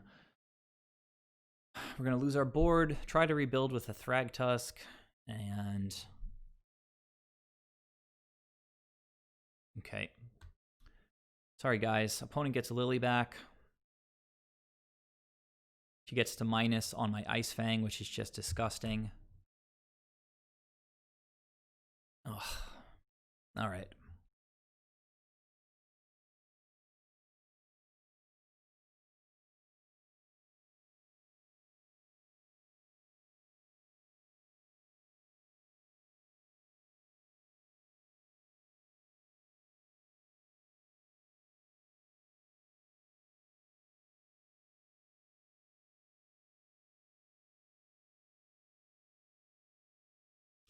Opponent just said resistance is futile, which is whatever. It's not even like a nasty thing to say. It's just kind of a stupid thing to say.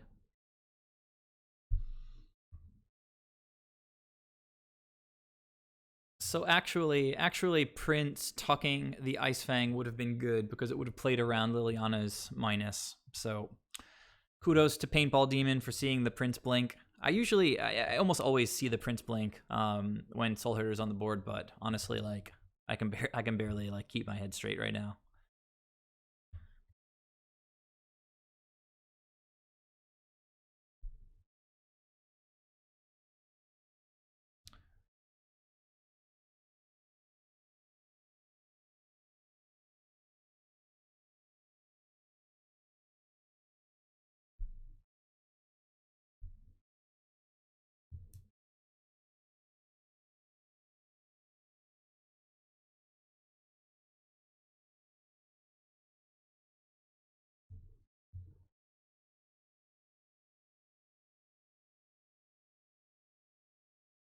That's interesting.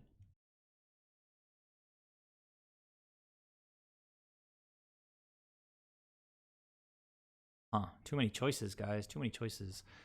I kind of like going like Eternal Witness, Get Back, Wins, deal with Uro, and then Veil when they try to counter.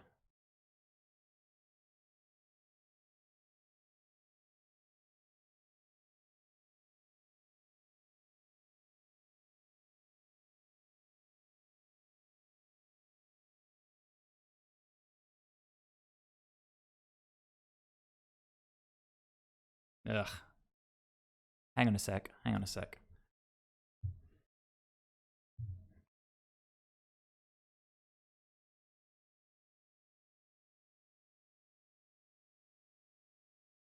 There we go.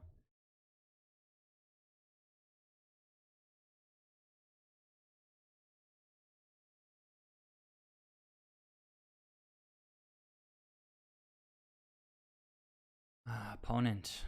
Being so cute. What are you going to get? Just counter it.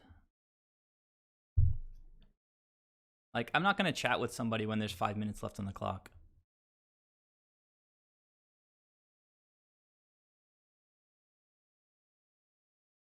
Oh, I can't even veil this? That's so absurd.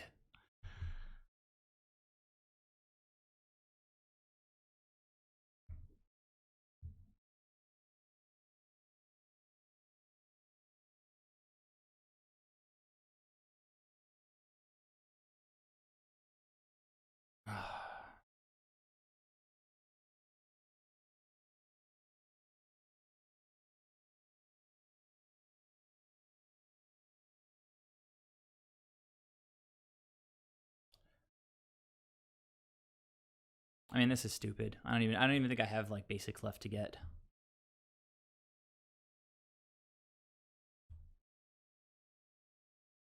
Yeah. My basics are out of the deck.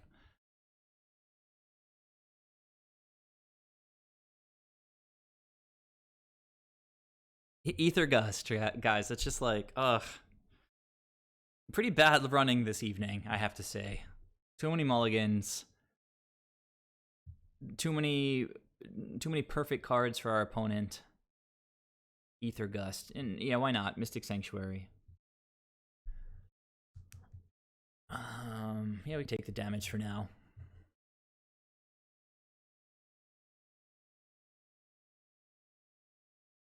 So they are going to have a Cryptic Command in hand. We can try to go for this again and then try to Veil again.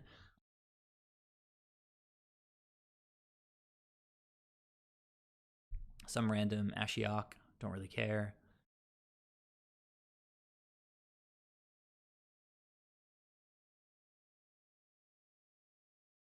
Oh, I don't know. Whatever. Let's go for Soul Herder. Bring it home, Soul Herder.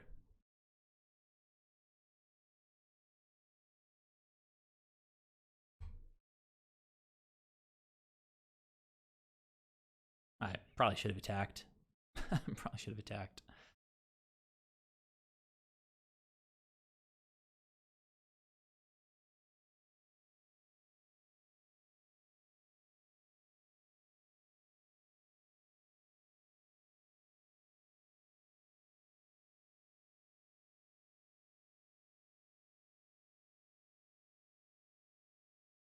So I could chord for... We know the opponent has a Cryptic Command in hand.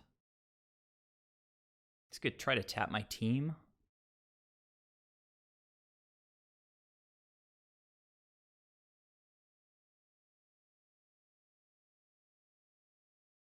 Could bounce this back to their hand with Venser, but it doesn't really matter too much.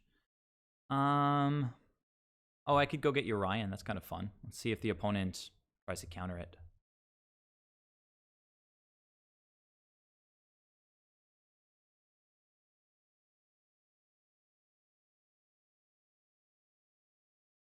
Counter it, opponent. I mean, he has a Cryptic Command. He's just being cute about this. I mean, I'm dead on board, basically. Maybe he's just curious what 5-drop I want to get. Let's see if his curiosity gets the better of him. Yeah, why not, right? You have to counter this. Counter target spell, return target permanent to his owner's hand. Right, you got it. I just didn't have enough to leave up a Veil. All right. I'm slightly ahead on time here.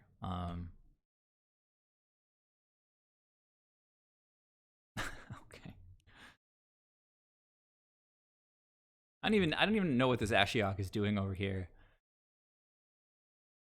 All right. Awesome.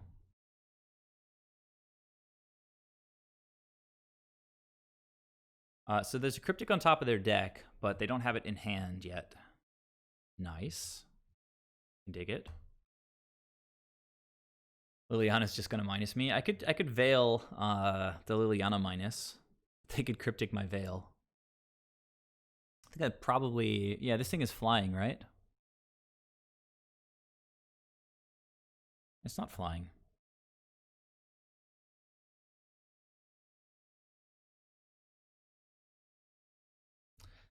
I'm gonna play this game out.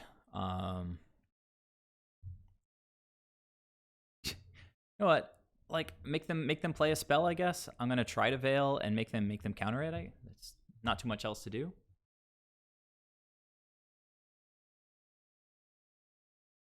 Oh, wait, what happened? Oh, what? Didn't that... Why would that... Oh, it's green and... It's blue and black, isn't it? Why did I not draw a card off of that? Oh, because they didn't play a blue spell yet. Well, that was stupid. Opponent just kind of toying with me at this point, but I'm not dead, so... Yeah, they hadn't played a blue spell yet this turn, I guess, so I didn't draw a card. They've got a Cryptic in hand. Pretty much dead to these zombies. Cryptic Command and GG. Oh, maybe not. I don't know. What am I even going to get? Winds of Abandon. Yeah, let's go Winds of Abandon. Let's have some fun.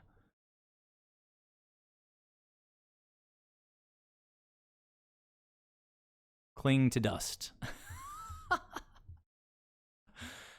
What? Just getting me.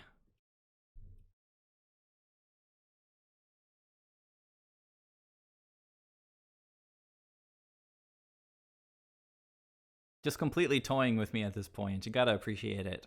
Even though they're low on time, like they've got plenty of time to win the game. And Cryptic Command in hand. Exile a card from my hand. Fair enough. And I think this will do it, ladies and gentlemen. Good games. Nice deck. I love the interesting choices. Good luck with the rest of the league.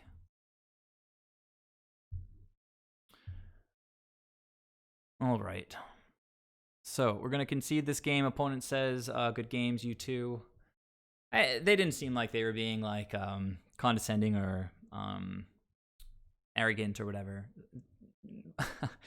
They were saying a few things here and there, but I think it was just playful. All right, so guys, it's after 11. I'm 1-3 in the league. A lot of mulligans. Couldn't really get there. I have been liking the feel of the 60 card deck, but definitely not in any position to say that it's like the best thing you could be doing right now. I think CFT has been having a pretty good time with his 80 card list with Aether Vial.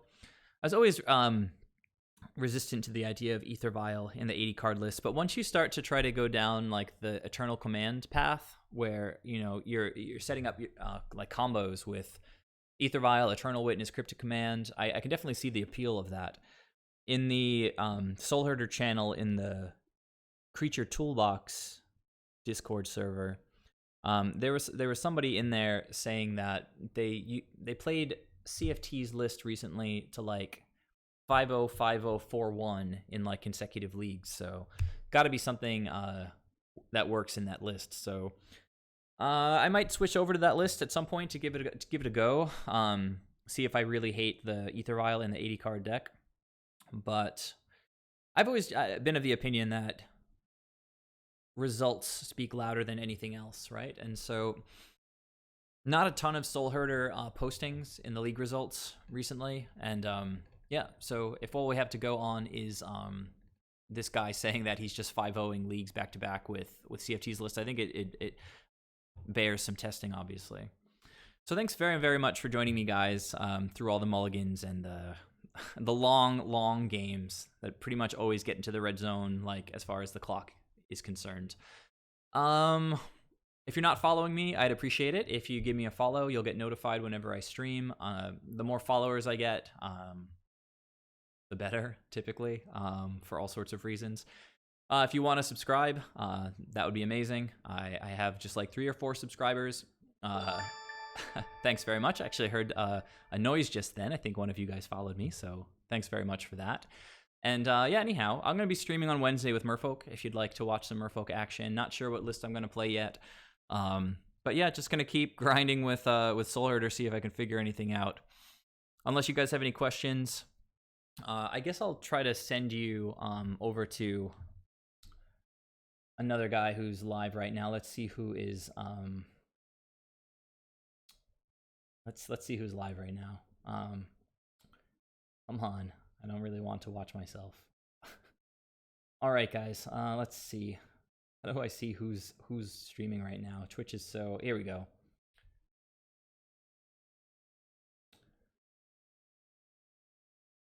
How do I go to Twitch home? I don't even know. I'm going to figure this stuff out on my own time. So have a good night, everybody. Thanks again for watching, and I'll catch you next time. See you later.